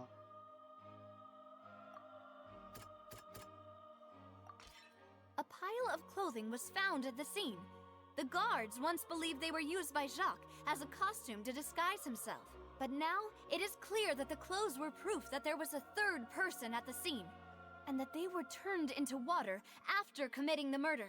Since it was raining that day, the culprit was confident that they could use the rain to wash away all traces of their dissolved accomplice.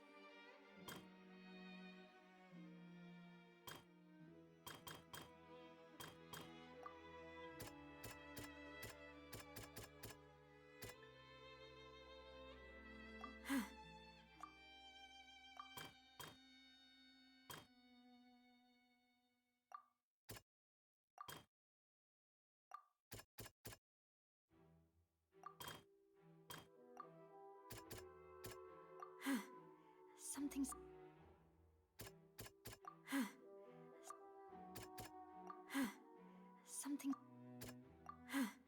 Something's... Okay, the first one can't be. And shots. Identified loopholes. This assassin first shot Jacques, then turned to shoot Callus, only for Callus to wrestle the gun from him and kill him instead.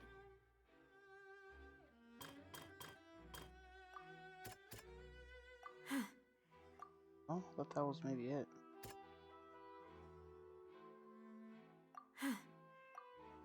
Not changing about this.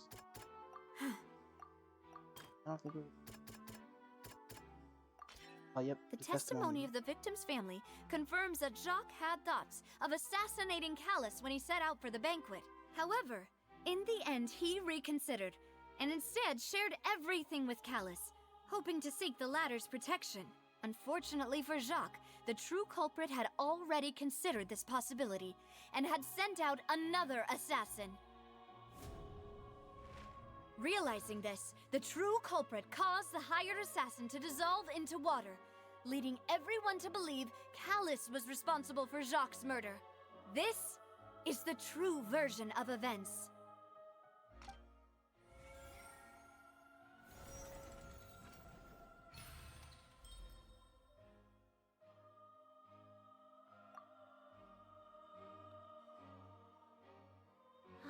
So that's what happened.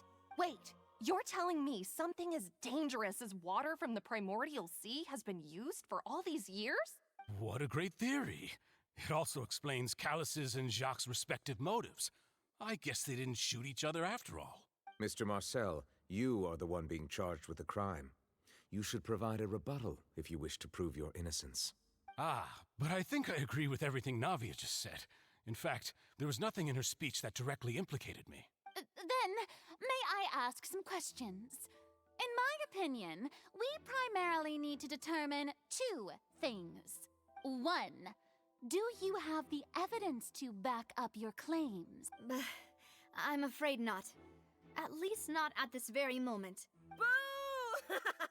If you don't have any evidence, you should just go home! I may not have the evidence with me, but I know where I could go to collect it.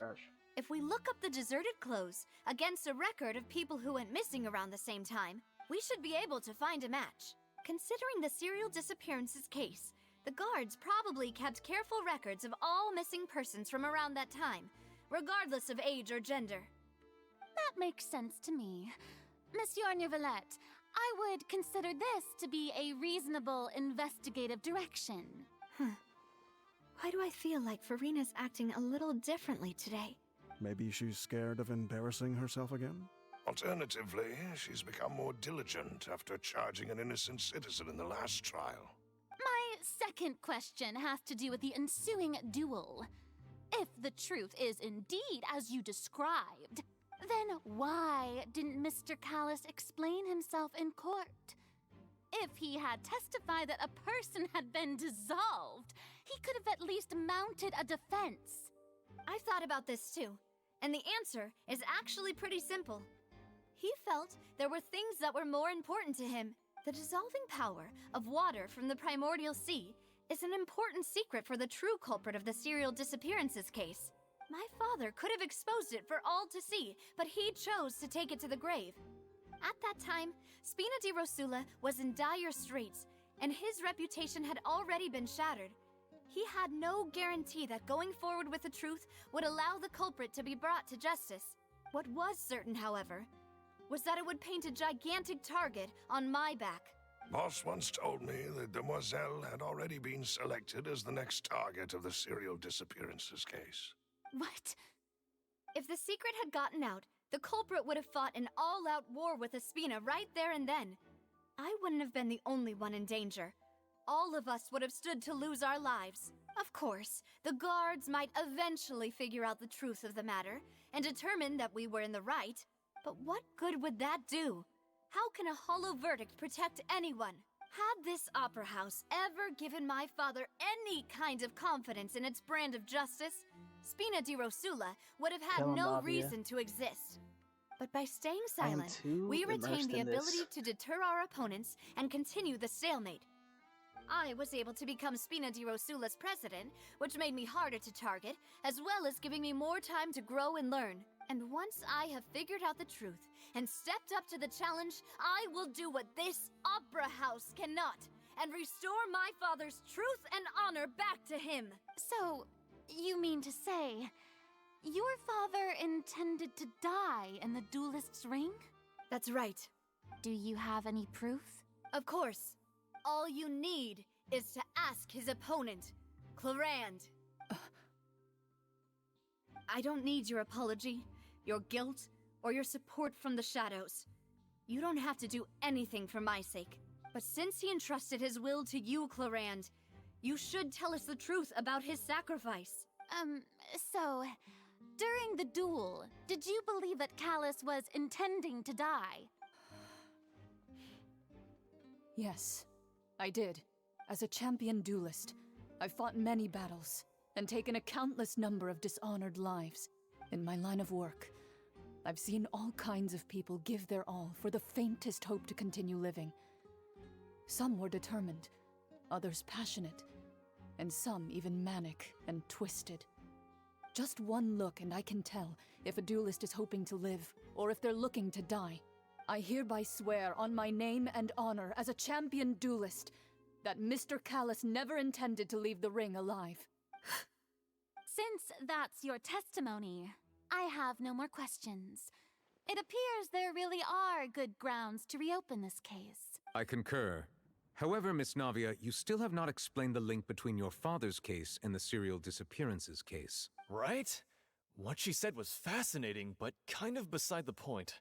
Wait, weren't they just talking about the serial disappearances case? Of course, Your Honor. The two cases are connected via a matter of timing. In my father's case, the culprit intended to kill both Jacques and Callis. As a result, they planned to act after hearing 2 gunshots. And, at the end of Linny's trial, the culprit also only dissolved the victim in front of everyone because they realized they were at risk of being identified. The culprit could only time their actions so precisely if they were already at the scene. Coincidentally, Marcel attended both the banquet and the trial. So that's why you suspected me. Even after hearing your reasoning, I still can't help but find it a little preposterous. I'm used to it, though. You've always been an impulsive and sentimental child, Navia. It's one of your most endearing traits. No need to appeal to pathos. I won't try to refute your points one by one, but even if everything you just said was true, can you prove that I was the only person present at both events? On top of that, does a person have to be physically present to control the timing? Can't someone remotely monitor the place? Oof. Don't know what you can say to that. I know that even with that, you might still think you can reduce the list of suspects with some further investigations until I'm the only one left on the list. Alas, who won't feel at least a little hurt by an accusation of murder from a girl you see as your own daughter? But if I were to dismiss this completely, you'd also think I'm not being considerate of your feelings. Ah well, let Uncle Marcel teach you another lesson. Do you know what the biggest flaw in your reasoning is? I suppose you're gonna tell me anyways. It's timing again. I'm a businessman by trade. From that standpoint, there's no reason for me to kidnap young women. It's a high-risk action with nothing to gain. In addition, I left my home in Snezhnaya when I was young to come to Poisson and work in some trade. My business only thrived when I received Callus's patronage. But the disappearances began before I ever stepped foot in Fontaine. I do apologize, demoiselle. This was my mistake. No, it's not your fault. I'm sure he had come prepared. Is there anything else you'd like to say? Would you like to check the date of my first business license against the first known case of the serial disappearances? You can also take a look at my border entry records, or ask my friends and family when I left Snezhnaya for the first time. Could those records and testimonies do something to appease the unspeakable anguish in your heart? Seems like she got the wrong guy. At this rate, Navia will be convicted for falsely accusing him. I think you've done a superb job of dissecting your father's feelings as he neared the end of his life. But aren't you going against all of his wishes and expectations right now? He wished for you to become more rational, collected, and conscientious, instead of dwelling only on your own feelings. Once you've learned to be more considerate of others' feelings, and to stop rushing headlong into things, you'd have met most of his expectations. This isn't just about me, and it never has been. The biggest difference between me and the rest of the victims is that I still have the ability to search for the truth. While that same agency has long been taken from them, the people whose families were destroyed by synth abuse, the people who lost their loved ones to the serial disappearances, and the people who suffered tragic ends due to their sense of justice. Many people's images are flashing before my eyes. I'm sure some are coming to those of you in the audience as well. And whose image do you see, Marcel? Is it a man named Vacher? Oh, so you do know that name. I'm merely surprised you'd suddenly say the name of someone I've never even heard of. I was waiting for you to say that. Come on. A little while earlier at the entrance of the production bay. No! Proceed deeper within to investigate.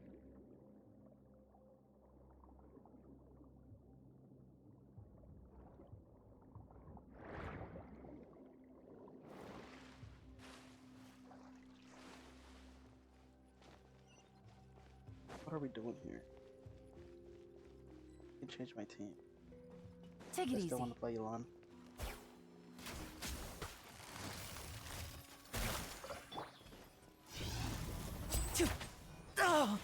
Oh. And voila! Wind Strider. Sure.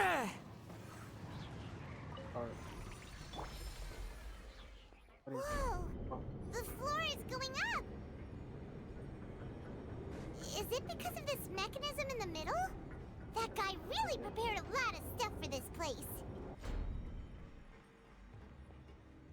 I like how this place looks.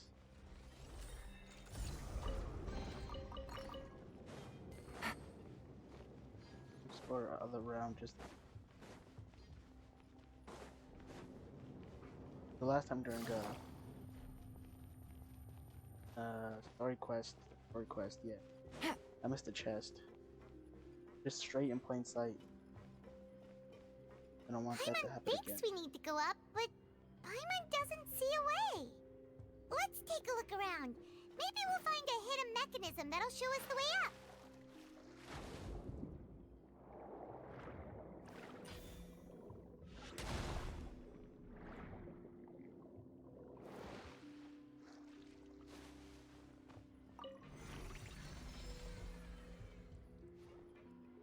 Oh.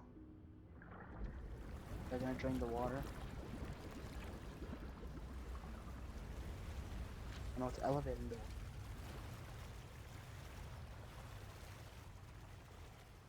Not all the way. The water level is rising.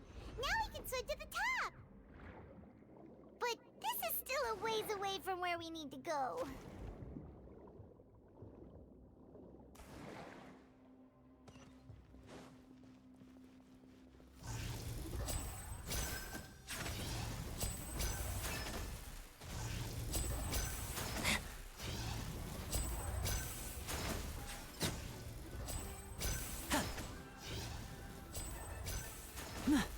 Step right up.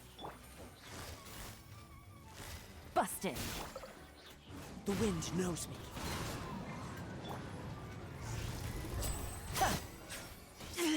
Stay calm, stay calm.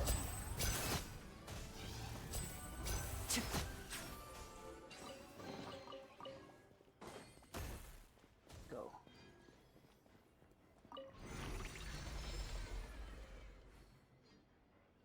Gonna raise the rod of the west. The rest. This is cool. They really guarded this place, huh? Now the path is clear. Let's go.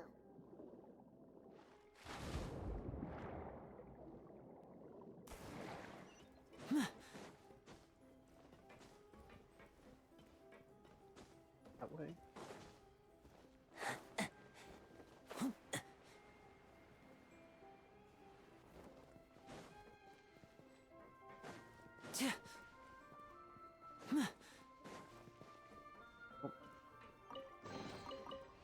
That blended in so good. I really saw it.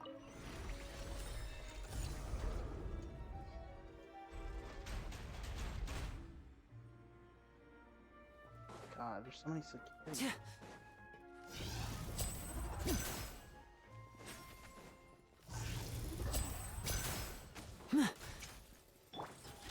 Everybody stand! Fallen leaves, adorn my night into the wind. Let's get this show on the road. Huh? Now disappear.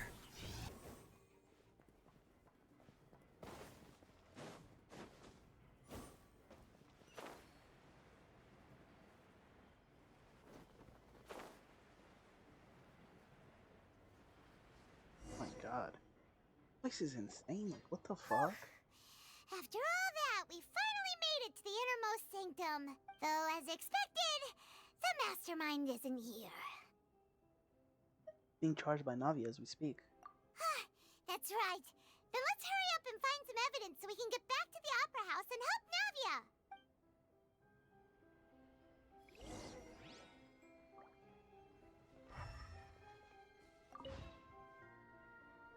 What's all this? It's a bunch of really cute things. Pink accessories, a hair tie, a necklace, even a makeup box. I think this is the stuff from the missing people. There's a name too. Oh, Paimon sees it too, but why are They all probably these belong cute to the things victims. labeled with different girls' names? Huh? You mean the girls from the serial disappearances? They were brought here? That face Paimon's making. And then they were turned into water, and all the boxes of things. These names. That means... Yeah, all these boxes, that's crazy. Oh, this is terrible! Missing persons was discovered objects with those who owned them. They hid in the depths of the names were most to have something to do with victims of the royal disappearance case. Might be the proof that this was their final stop. Look at all this. 1, 2, 4, 5, 6, 7, 8, 9, 10, 11, 12, 13, 14, 15, 19, 20. 20 boxes right there. What's this over here? Looks like some kind of place for research. Experiment number 16 aims to verify Jacob Ingold's research conclusions on the primordial sea and use his theory as a foundation to achieve a breakthrough. The experiment was a failure. No individual managed to resurface from the water from the primordial sea. Female specimens 22, 23, and 24 were dissolved. Calm down, Paimon. Sorry, Traveler. Paimon will try her best. It's just that Paimon's never read something so scary before. How can someone write something that terrible in such a matter-of-fact tone? You read the rest. Paimon's too scared to keep going.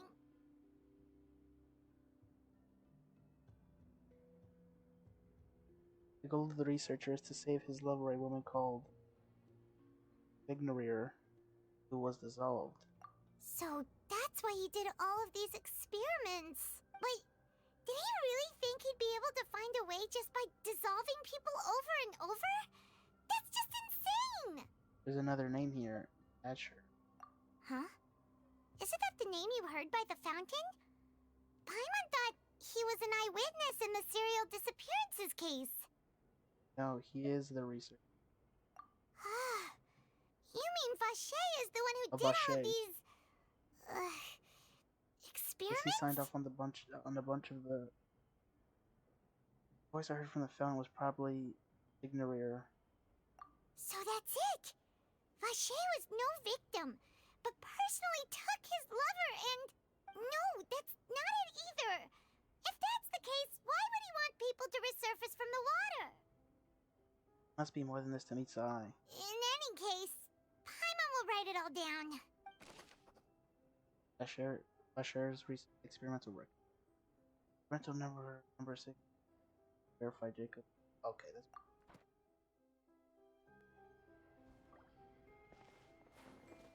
Them in bottles. Whoa! There's so much synth here! And so many bottles of ingredients that probably just contain the waters of the primordial sea. There are some. Mixing in progress. Ready to drink? Stock sample? Huh. They've also got all the synth pretty clearly labeled. Whoa! There's even fruit-flavored synth? No, that's definitely proves that this is what they produce. Yep, it's super obvious. Popular potions.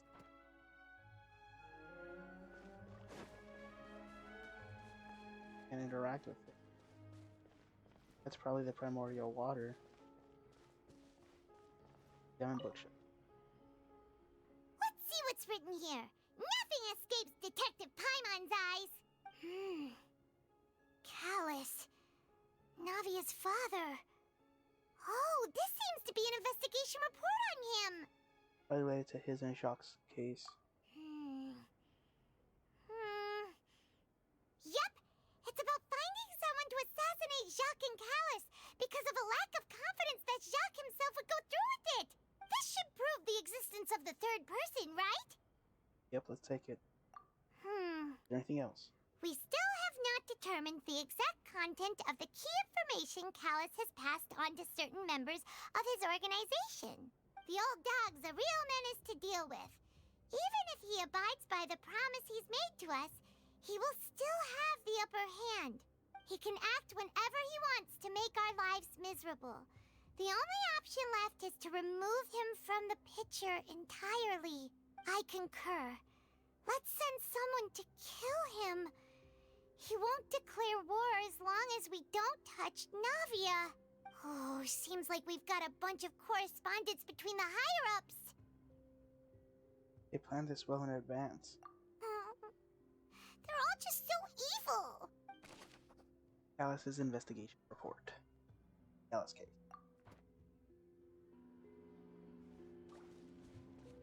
Only thing left. Demon pool. Oh, look!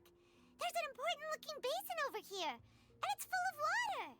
This must be the water from the primordial sea. That means this is where they make all the synth. And that special water is the main ingredient. If you dilute it with normal water, you'll get synth. but the pure stuff can dissolve a human. Paimon will take notes on this incriminating evidence. You just take a picture with our camera. We've looked at almost everything here, and it seems like our theories were spot on. Marcel is Vacher. Vacher. Really is Vacher. We haven't found anything that reveals his true identity. Marcel. No wonder even Neuvillette wasn't able to find anything. Whoever it is probably destroyed everything to do with that name a long time ago. That way, even if we bring all this back to the opera, we won't be able to identify the true culprit. Clever, but maybe not clever enough. Let's look at it. Sure thing. Paimon won't admit defeat to this guy either.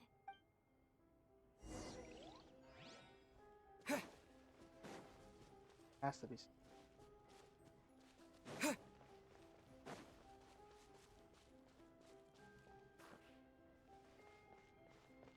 Am I missing something?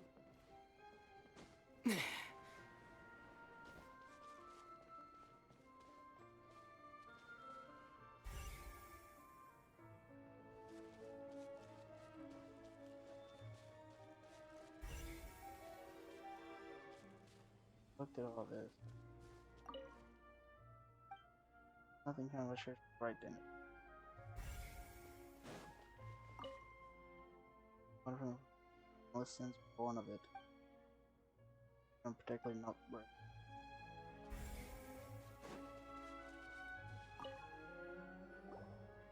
You take that side and Paimon will take this side. Check everything carefully.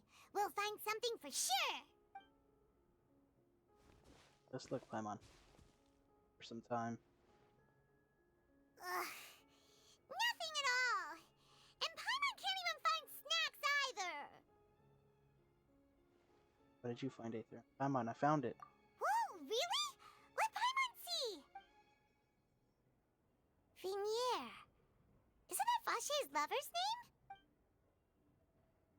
Then you found her diary. Let's see. Aw. It's just a normal diary chronicling their love story. She was so sweet, too. Look at this page. Oh, Made a list Paimon of feels baby even names. worse for her now. Marcel. So many! A whole page's worth! But they're all crossed out. Was she unhappy with all of them? The final name she decided on was Marcel. I know it. Wait, but Marcel's pretty old. Has this case been going on for so long that he's Vacher and Vinier's grown son? Let's go, Paimon. I figured it out. Hey! Paimon still hasn't figured it out yet. Please don't make me travel back. Just cut to over there and I'm there. Retain the final piece of key information. You race back to the opera loss. And whose image do you see, Marcel? Is it a man named Vacher? Oh, so you do know that name. I'm merely surprised. I was waiting for you to say that. Navia! We're back! As expected of my partner. I just knew you'd return in the nick of time. Just how often do you intend to flout the rules of this court? It's all right, Monsieur Neuvillette. Given their confidence, I expect they've found the crucial evidence. Say you never heard of Vacher.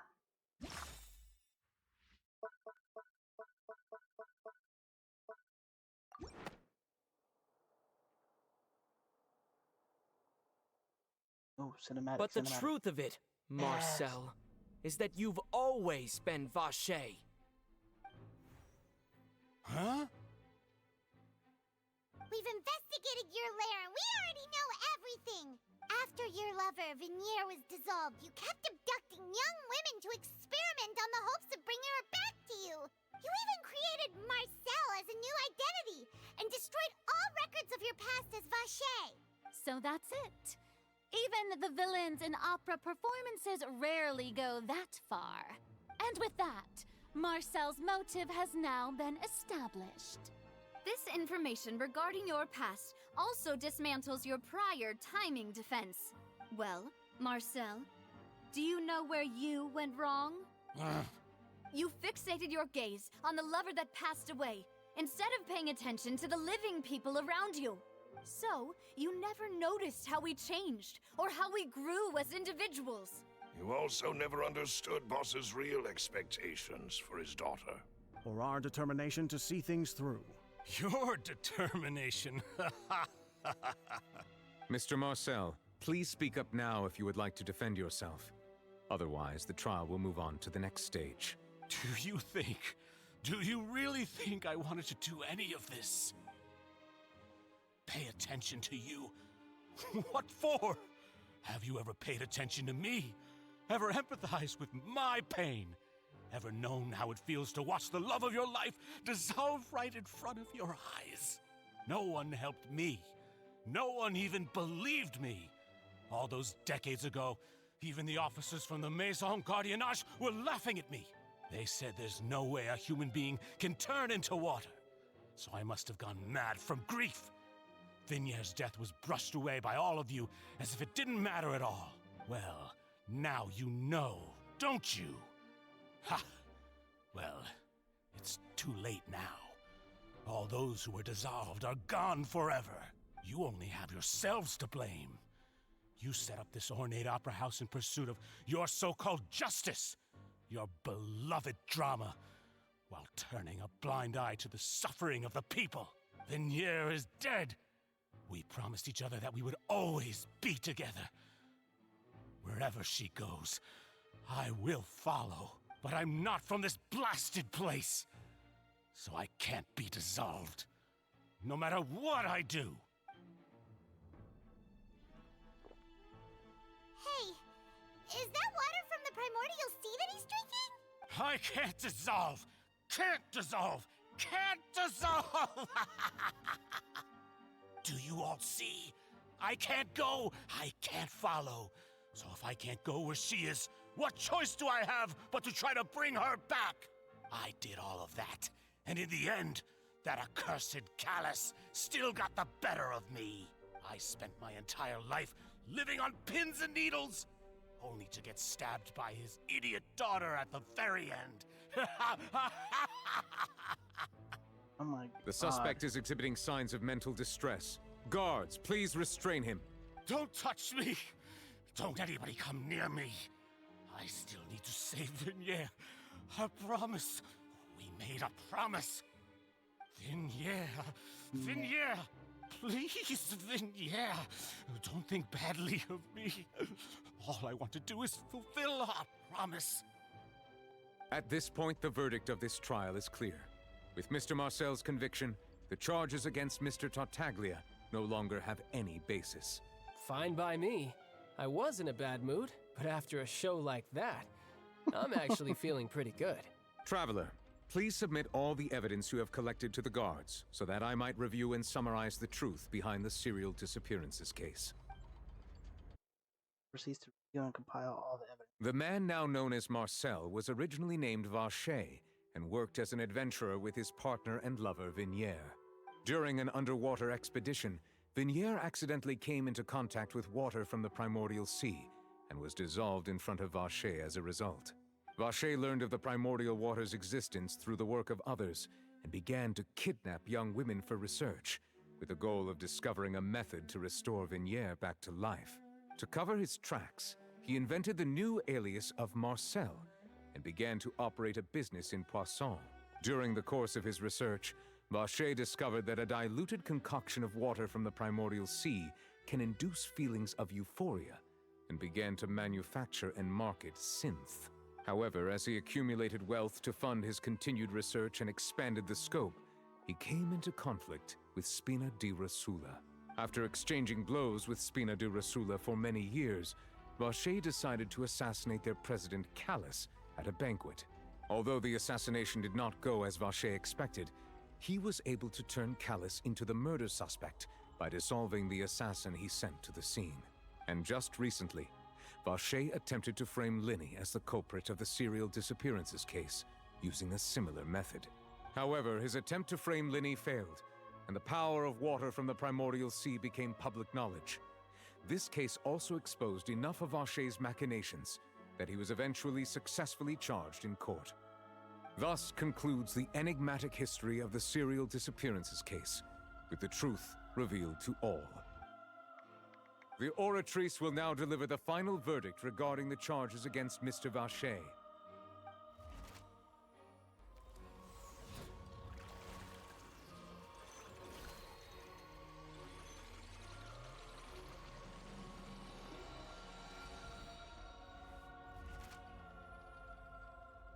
According to the judgment of the Oratrice Mécanique d'Analyse Cardinale, Mr. Vache is guilty. Guards! Take Vache away. Goodbye, Marcel. Good. It's what he deserves. With that, the serial disappearances case is over now. We really just witnessed history. Who would have thought the true culprit would be such a polite and well-spoken guy? Yippee! We helped Navia bring the bad guy to justice! He's hurt so many innocent people and now he's finally getting what he deserves. Huh? Are you okay? Navia? Demoiselle, you were absolutely brilliant. The day our late boss had always hoped for has finally come. You can rest easy now, knowing justice has been served. Yeah. It's finally over. It's all thanks to you guys. And my partner. See, Papa? Spina di Rosula's still doing well with me at the helm. Well now, hasn't this been a most delicious piece of drama? The villain has been caught, justice has been served, past wrongs have been righted, and it's a big ol' happy ending. Since it's been such a great show, I'll just let the false accusations against me slide. Either way, I've still got some business to attend to, so if you'll excuse me... Please wait just one moment, Mr. Tartaglia. What now? None of this has anything to do with me. According to court protocol, since this trial was initiated due to a charge against you, a verdict must also be made regarding the initial charge before the trial can conclude. Oh, come on. Is this really necessary? Haven't you already caught the real criminal? Isn't it time for side characters like me to exit stage left? Please respect the laws of Fontaine. This has always been the rule. All right, but this sure is a lot of hassle. All I need to do is stand over there, right? Let's just get this over with. He's gonna be Through charged. evidence presented in the public trial that was just held, it has been established that Mr. Tartaglia has no direct connection to the serial disappearances case.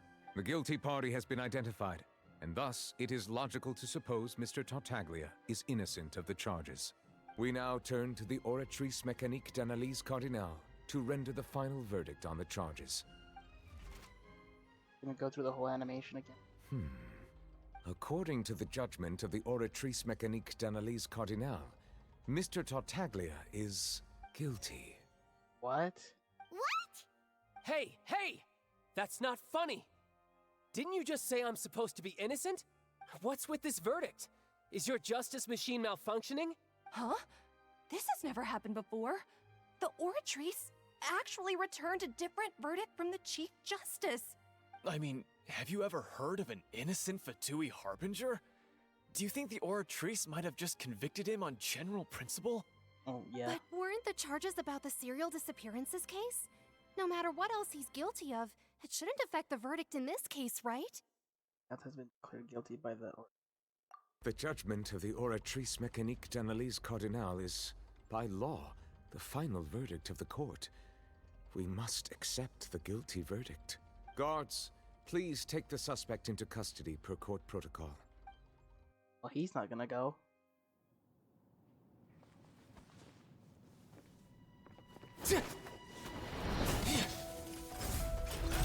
So this is how justice is done in Fontaine. What a joke. You've got your rules. Well, I've got mine too! Let's go, child.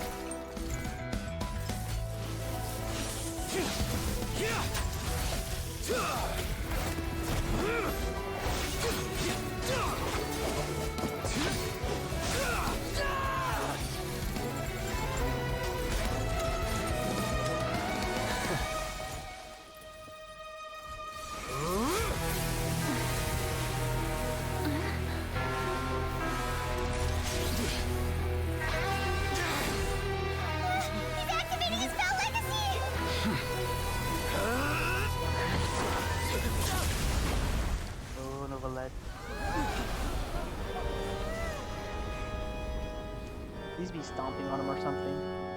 I am sorry. If you have been wronged, we will find the truth. But the rules of the court must be upheld. There's no way Child would have just gone down like that. Don't accept that. Ooh. He actually got him as well. It was a surprise attack. I guess that's... Hey, Monsieur Novelette, what's going on? Shouldn't they have been cleared already? Apologies. This is also the first time I've encountered such a situation. However, according to the rules established at the conception of Fontaine's court system, the Oratrice's judgment is the final verdict of the court. All I do is follow court procedure. As for why the Oratrice arrived at the conclusion it did, you should probably ask someone more knowledgeable than me. The Chief Justice, we have no choice but Archon herself. Why are you looking at me? I had nothing to do with it! I don't know what happened there either! Hey, stop staring at me! What does Lady Farina mean by that? She says she has no idea either, but that's impossible. Didn't she create the Oratrice herself? Yeah, so are the verdicts reliable or not? Can results like this really be called justice? My dearest citizens, did you really think we'd allow an incorrect verdict to be handed out in this court? Did you really believe that the judgment could be mistaken or be the result of some sort of random mishap? Don't tell me you thought even I had been blindsided by the Oratrice's result. But the way she looked just now, it was pretty obvious she had no idea what was going on. However, given the state of things, I shall give you an explanation. Everything that just took place, including my supposed shock and bafflement, was a part of an elaborate performance, with every action meant to stir up drama and excitement. And, of course, for every performance there is a script. Everything has unfolded exactly as I expected from the very beginning. As the embodiment of the very concept of justice, the Oratrice shall never render an arbitrary judgment! If you thought Child had nothing to do with the serial disappearances case, it is only because you've been blinded by the superficial appearance of innocence. Everything he's done, not to mention the danger he poses, are beyond ordinary comprehension and completely unforgivable! All shall be revealed in time. You will come to understand my noble intentions, as well as the absolute correctness of the Oratrice's verdict. Now, having said that, although I hate to leave things hanging in suspense, it is now time for this performance to end. As the lead actress, I shall be the first to take my leave. Toodaloo! So she chose to make her escape after all, did she? So you're saying we shouldn't put much stock into what she just said? She probably just put on that performance to save face. As for the truth, it's unlikely that she actually has any idea. Way to pull the rug out from under her. However, please be assured that I will continue to investigate this case in a personal capacity. Just as I promised, if the judgment has been incorrect, we will do our utmost to clear his name. All right. Even though we feel pretty badly for him, we'll take your word for it for now. After all, he's done plenty of bad stuff, so he should have known he'd go to prison someday, right? And yeah, leave the opera house. Is this the end of this quest so far? Or are we gonna be left on a cliffhanger that Tartaglia is in prison until the next story quest comes out? This has been amazing. I think this has to be my favorite Archon quest so far. Just the whole murder mystery thing.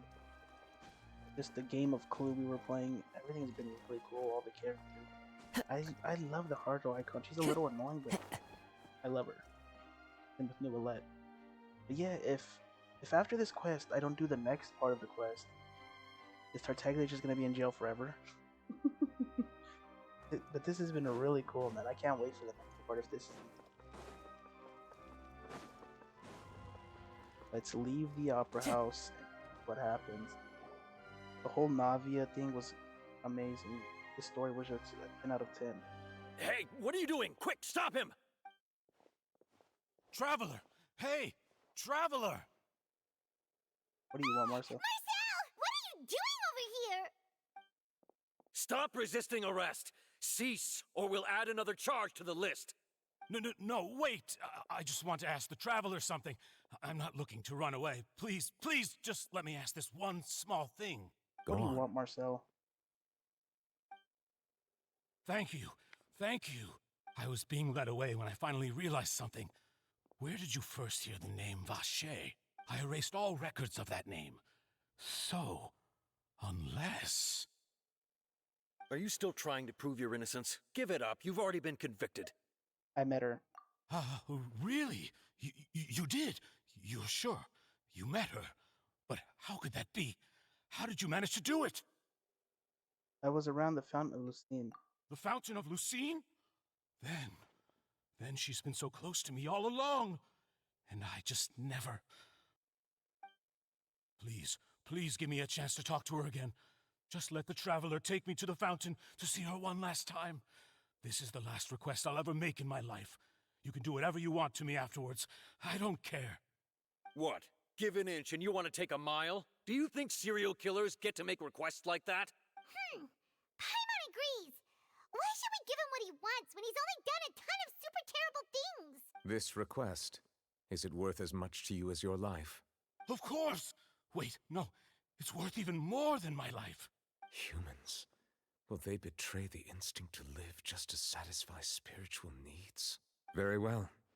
I will grant your request. Your Honor, I fear that... I will go with him. You do not need to worry about any escape. In that case, I shall leave him in your most capable hands, Chief Justice. Thank you, Your Honor. Yeah, that just proves that Novelette is active.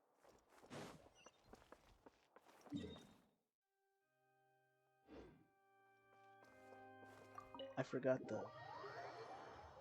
the fountain is right outside the building. I thought we were at the other area.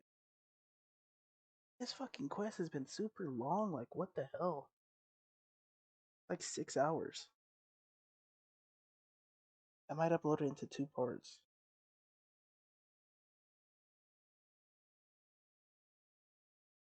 It's like, oh my god, the first chapter, the first act was 3 hours.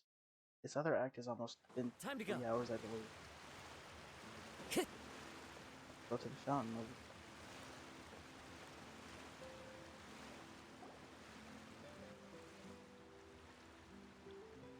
Is this the place? You said she's here, but what do I need to do to see her? Back then I drank water from the primordial sea. Yeah, and even Paimon could hear her after drinking that thing. Didn't you just drink a lot of it on the stage as well? Oh, in that case... Vache! Ah! Yes, that's it! So you heard it too! Vinier, it's me! It's me, Vache! Vache? Vache! I'm here! Where are you, Vinier? I'm coming for you. I'm finally here for you. Hey, wait! Be careful! Hey,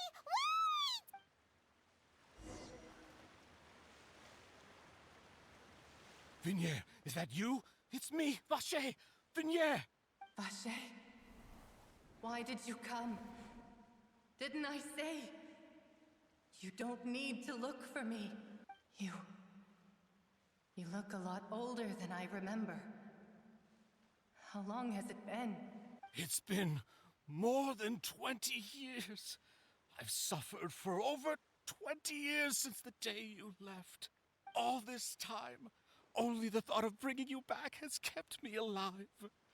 Nothing else mattered to me. I must be dreaming. Who would have thought I'd get the chance to tell you all of my feelings like this? Vignier, you are my everything. I really don't know how I could live without you. But Vache, if you ask me, this world would be better off without you. Damn. What are you saying? If not for you, I would have finished my law degree and probably become a top-tier attorney one day. If not for you, I would have continued to pursue my love of the arts, and my works would have been displayed in the Palais Mermonia itself. Oh, these are all the victims. If not for you, I would at least have been able to take care of my mother. And she would not have grown old and died alone, with nothing but the tears on her cheeks. It's all because of your selfishness, Vache.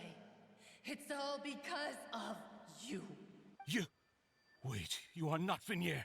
Who are you? You're right. I am not Vignier. I am the sacrifices. Every woman who died by your hand, as our bodies dissolved, our consciousnesses flowed back to the primordial sea. Our thoughts circulated endlessly within the primordial sea, and we were no longer individuals. But we became one, just as streams of water come together in the sea. I'm Cressy. I'm Lemony. I'm Azine.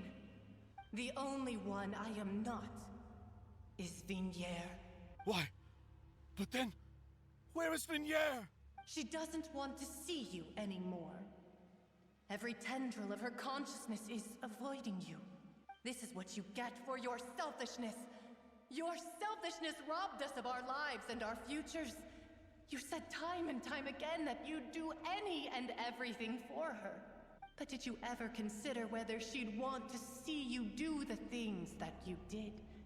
If she would despise you for what you became?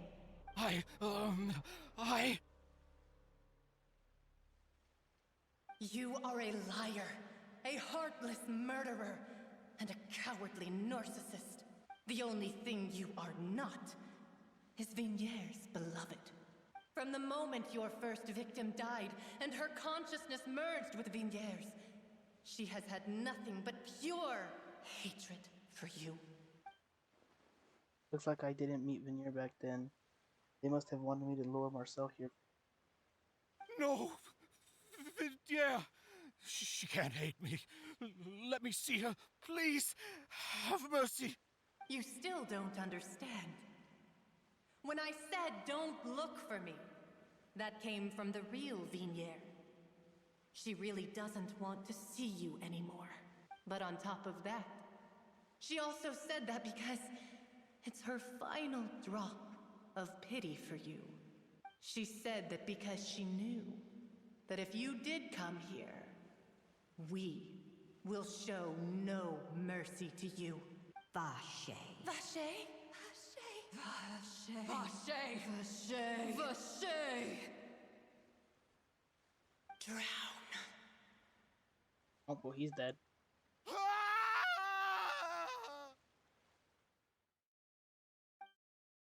Later, the guards find that the culprit of the serial case Marcel have lost his soul. That just went by so fast. Several days later.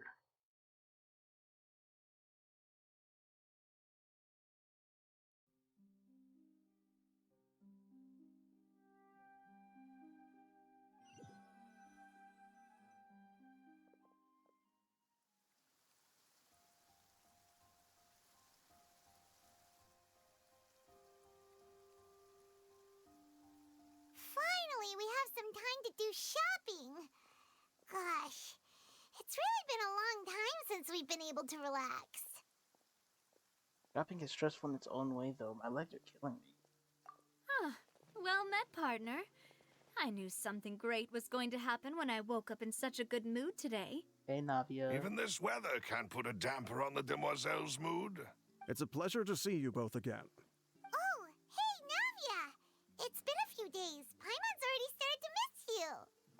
Oh, now that I believe. I'm easy to work with and always bring home the bacon. Who wouldn't treasure having a partner like me? sounds like you're really enjoying life these days, Navia. What have you been busy with since the trial? It's just been one thing after the other. I've been making non-stop trips between Poisson and the courts in Sen. Everyone from Spina di Rosula organized a memorial for my father. We never held a memorial when he first died, since everyone knew that even if we held one back then, no one was going to come. This time, though, everyone in Poisson, and even many people from the court, all attended. So his name's definitely been cleared now. That's what we like to hear. There's a little It's penguin in the been back. the dearest wish of Demoiselle all along. That blasted stubborn fool. I was right to put my faith in him. I'm so glad I didn't give up on the case all those years ago. Oh, by the way, I ran into Charlotte just after I left the memorial service. Oh, I wanted to talk to her. Well, maybe it'd be more accurate to say I knew she would be there, and there was no way she'd just let me go. Huh? So you know Charlotte too? The Charlotte? Journalist from the Steambird? Yeah, way back when I first became the president of the Spina di Rosula, she was all over me. Wouldn't take no for an answer. I believe the story was called The True Heart of Darkness, Secret Tales of the Yellow Rose. To be fair, though, it was a really flattering feature. So, we've been on pretty good terms ever since. Cool. She was trying to lean on our friendship to get me to do an exclusive piece on the serial disappearances case. Oh yeah, she told us about that. She's always been super interested in that case, so now her wish has finally come true too. Anyway, I told her to make sure that when she writes about you guys entering the opera house with the critical evidence, that you both sound really cool. Now that's another thing to look forward to. We trust Charlotte's skills with a pen for sure. Oh, and in other news, I also took Clarand out for a meal. Oh, are you two on better terms now? While you were investigating Vache's headquarters, Clarand gave testimony on my father's behalf. It was thanks to her that we were able to turn the tide. I wanted to thank her. I mean, there's also no point in being awkward all the time, so we took the chance to reconcile with each other. Oh, that's great. Paimon also thought Clarand wasn't actually a bad person. It's always good to have more friends. Anyway, now that the case has finally been solved, perhaps it will slowly begin to fade from the public consciousness. Oh, actually, there's still one last thing I need to do. What is it? I should pay a visit to my father's grave and tell him the truth of what happened, as well as how it all ended. And on top of that, just how much people still look up to him, to this day. That includes me, too. Miss Navia. Indeed. Can I come too? We want to go too! We also think Callus is a really admirable person. Sure thing. I'd like you two to share the moment with me. After all, without you, there might not have been such a positive ending. And in that case, everyone, let's be off. Considering the recent weather, we'll be lucky if we can reach Poisson before dark. Yeah, you're right. It's been raining non-stop for a few days now. Let's go. Raining non-stop because let's look into the case of Tartaglia. This is where my father's grave is. To be perfectly honest, even I haven't been back here for a long time. Huh? There's someone there already. Wait, that figure. It can't be. Isn't that Neuvillette? Why would the Chief Justice be here? Huh? Navia? My apologies. I should have asked before coming to pay my respects. Don't say that. Sorry about that. Oh, I was trying to say there's no need for you to apologize. I wanted to show my father how much I've grown. But still, I doubt I've grown to the point that even the Chief Justice would feel compelled to apologize to me over and over. In that case, I will stop apologizing for now. You really could use some pointers on understanding human emotions, Monsieur Neuvillette. In any case, why did you come to Poisson?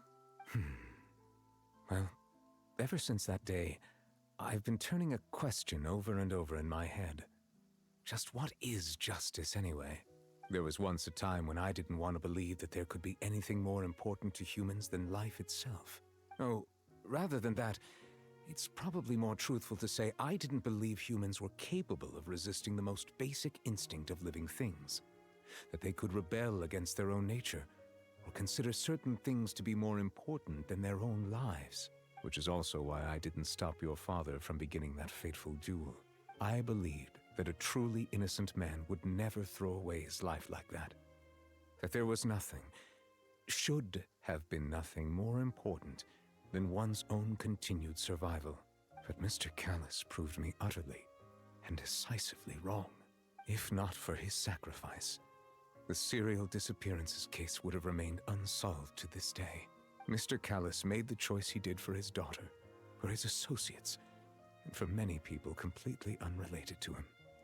And in the end, from a certain perspective, one could say that he did it all for the sake of justice. A justice that's higher than life itself. So, you asked me why I came here. I just wanted to say my apologies to Mr. Callus in person. I should have noticed all of this much sooner. This regret has filled me with a sadness that has haunted me for days. That high and mighty chair in the opera Epiclese indeed insulates one from many important things. Spina di Rosula, thank you so much for your hard work and perseverance. I'm sorry for being mad at you before.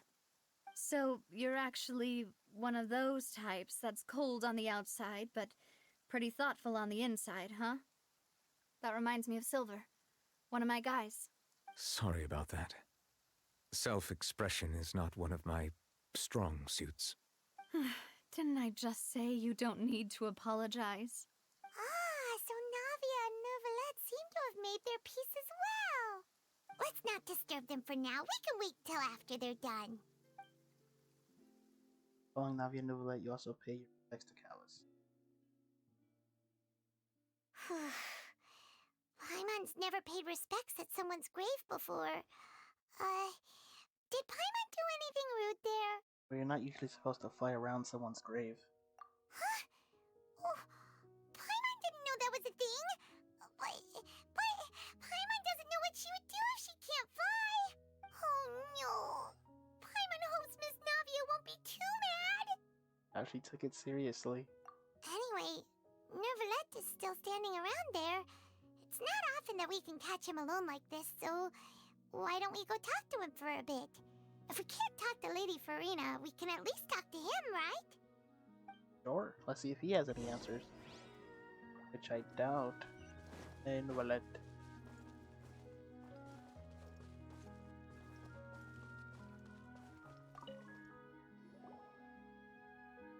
Oh, it's you two.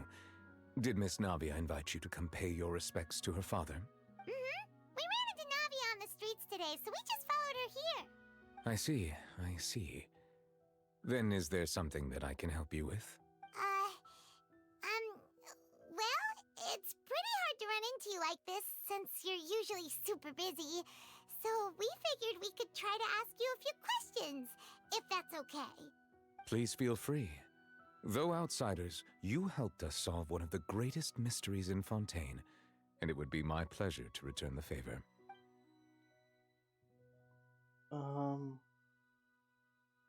About water from the primordial sea. So, at court, the bad guys referred to that special water as water from the primordial sea, but what is it really? Truthfully, that name is already quite accurate. I can only surmise that Vacher and his ilk only learned of its nature and existence after extensive research. There used to be a special sea on the surface of this planet. The nature of its seawater was rather different from that of the sea we know today. Most of Tevat's life forms were first born in that special sea. You could say it nurtured much of the life on this planet. Huh. So it really was where everything began. It makes sense to call it primordial then. But today, the primordial sea no longer exists on the planet's surface. What Vacher discovered must have been some kind of special case, or a remnant from a truly ancient age. Huh. So that's how it is. Oh, you really know everything, Monsieur Neuvillette. But If that's the case, then why would people, at least people from Fontaine, dissolve in that kind of water? Indeed. Why would the primordial sea, which was known to engender and nurture life, suddenly reverse itself and devour life instead? To be frank, that also doesn't match my understanding of this world and its laws. There must still be some unknown secrets around the people of this land. Is there anything else you'd like to ask me about? About the prophecy that has been circulating around Fontaine.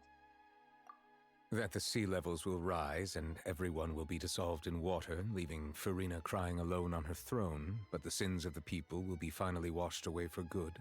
Does that appropriately summarize the version you've heard? That's right! It was Linny that told us back then. And that about covers all the main points. Yes, up to the present, I think we reached a point where we have no choice but to confront this prophecy directly. Rumors have it that this prophecy is rooted in the last words the former Hydro Archon left to the world before she passed away. A prophecy? Of the former Hydro Archon? Wow. This is the first time that we've ever heard of it. 2 parts of the prophecy have already proven correct. The rising sea levels and the ability of the people of Fontaine to be dissolved. We should be more vigilant and stay on the watch for further signs. Speaking of the prophecy, Farina has also always taken it quite seriously. Indeed, she has been collecting information and intelligence from across Tevat for this purpose. If the rumors were true, then perhaps this prophecy is the conundrum left to Farina by her predecessor. But with Farina being the way she is, can we really trust her to solve it? Is there anything else you'd like to ask me about? You're not going to answer the question about Child. My apologies. My investigation has still not reached its conclusion. However, I still believe the judgment of the Oratrice was not rendered arbitrarily.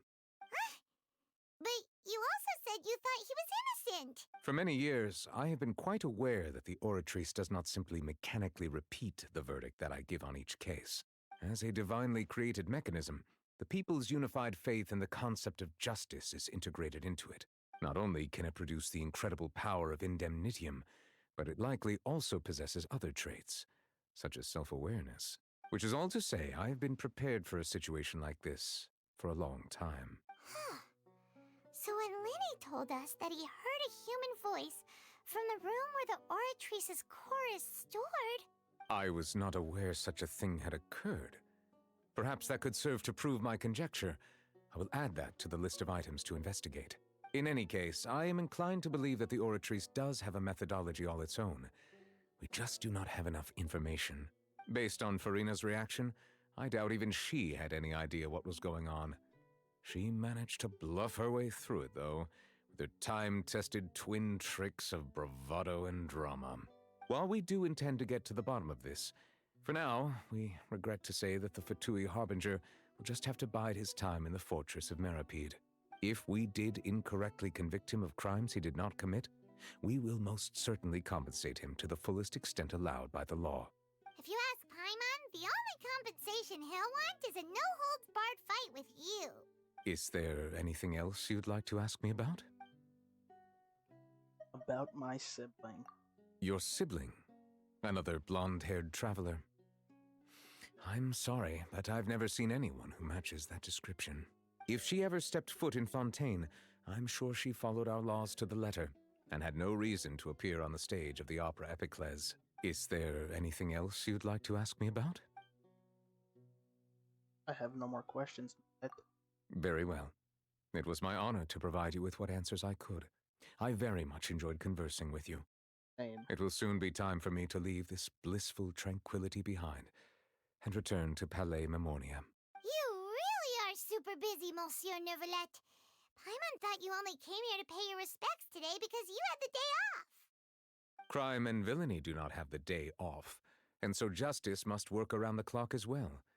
This is merely the nature of a justice's work. All right. You've got a point. Huh? Paimon just noticed that the rain has stopped. I wonder why.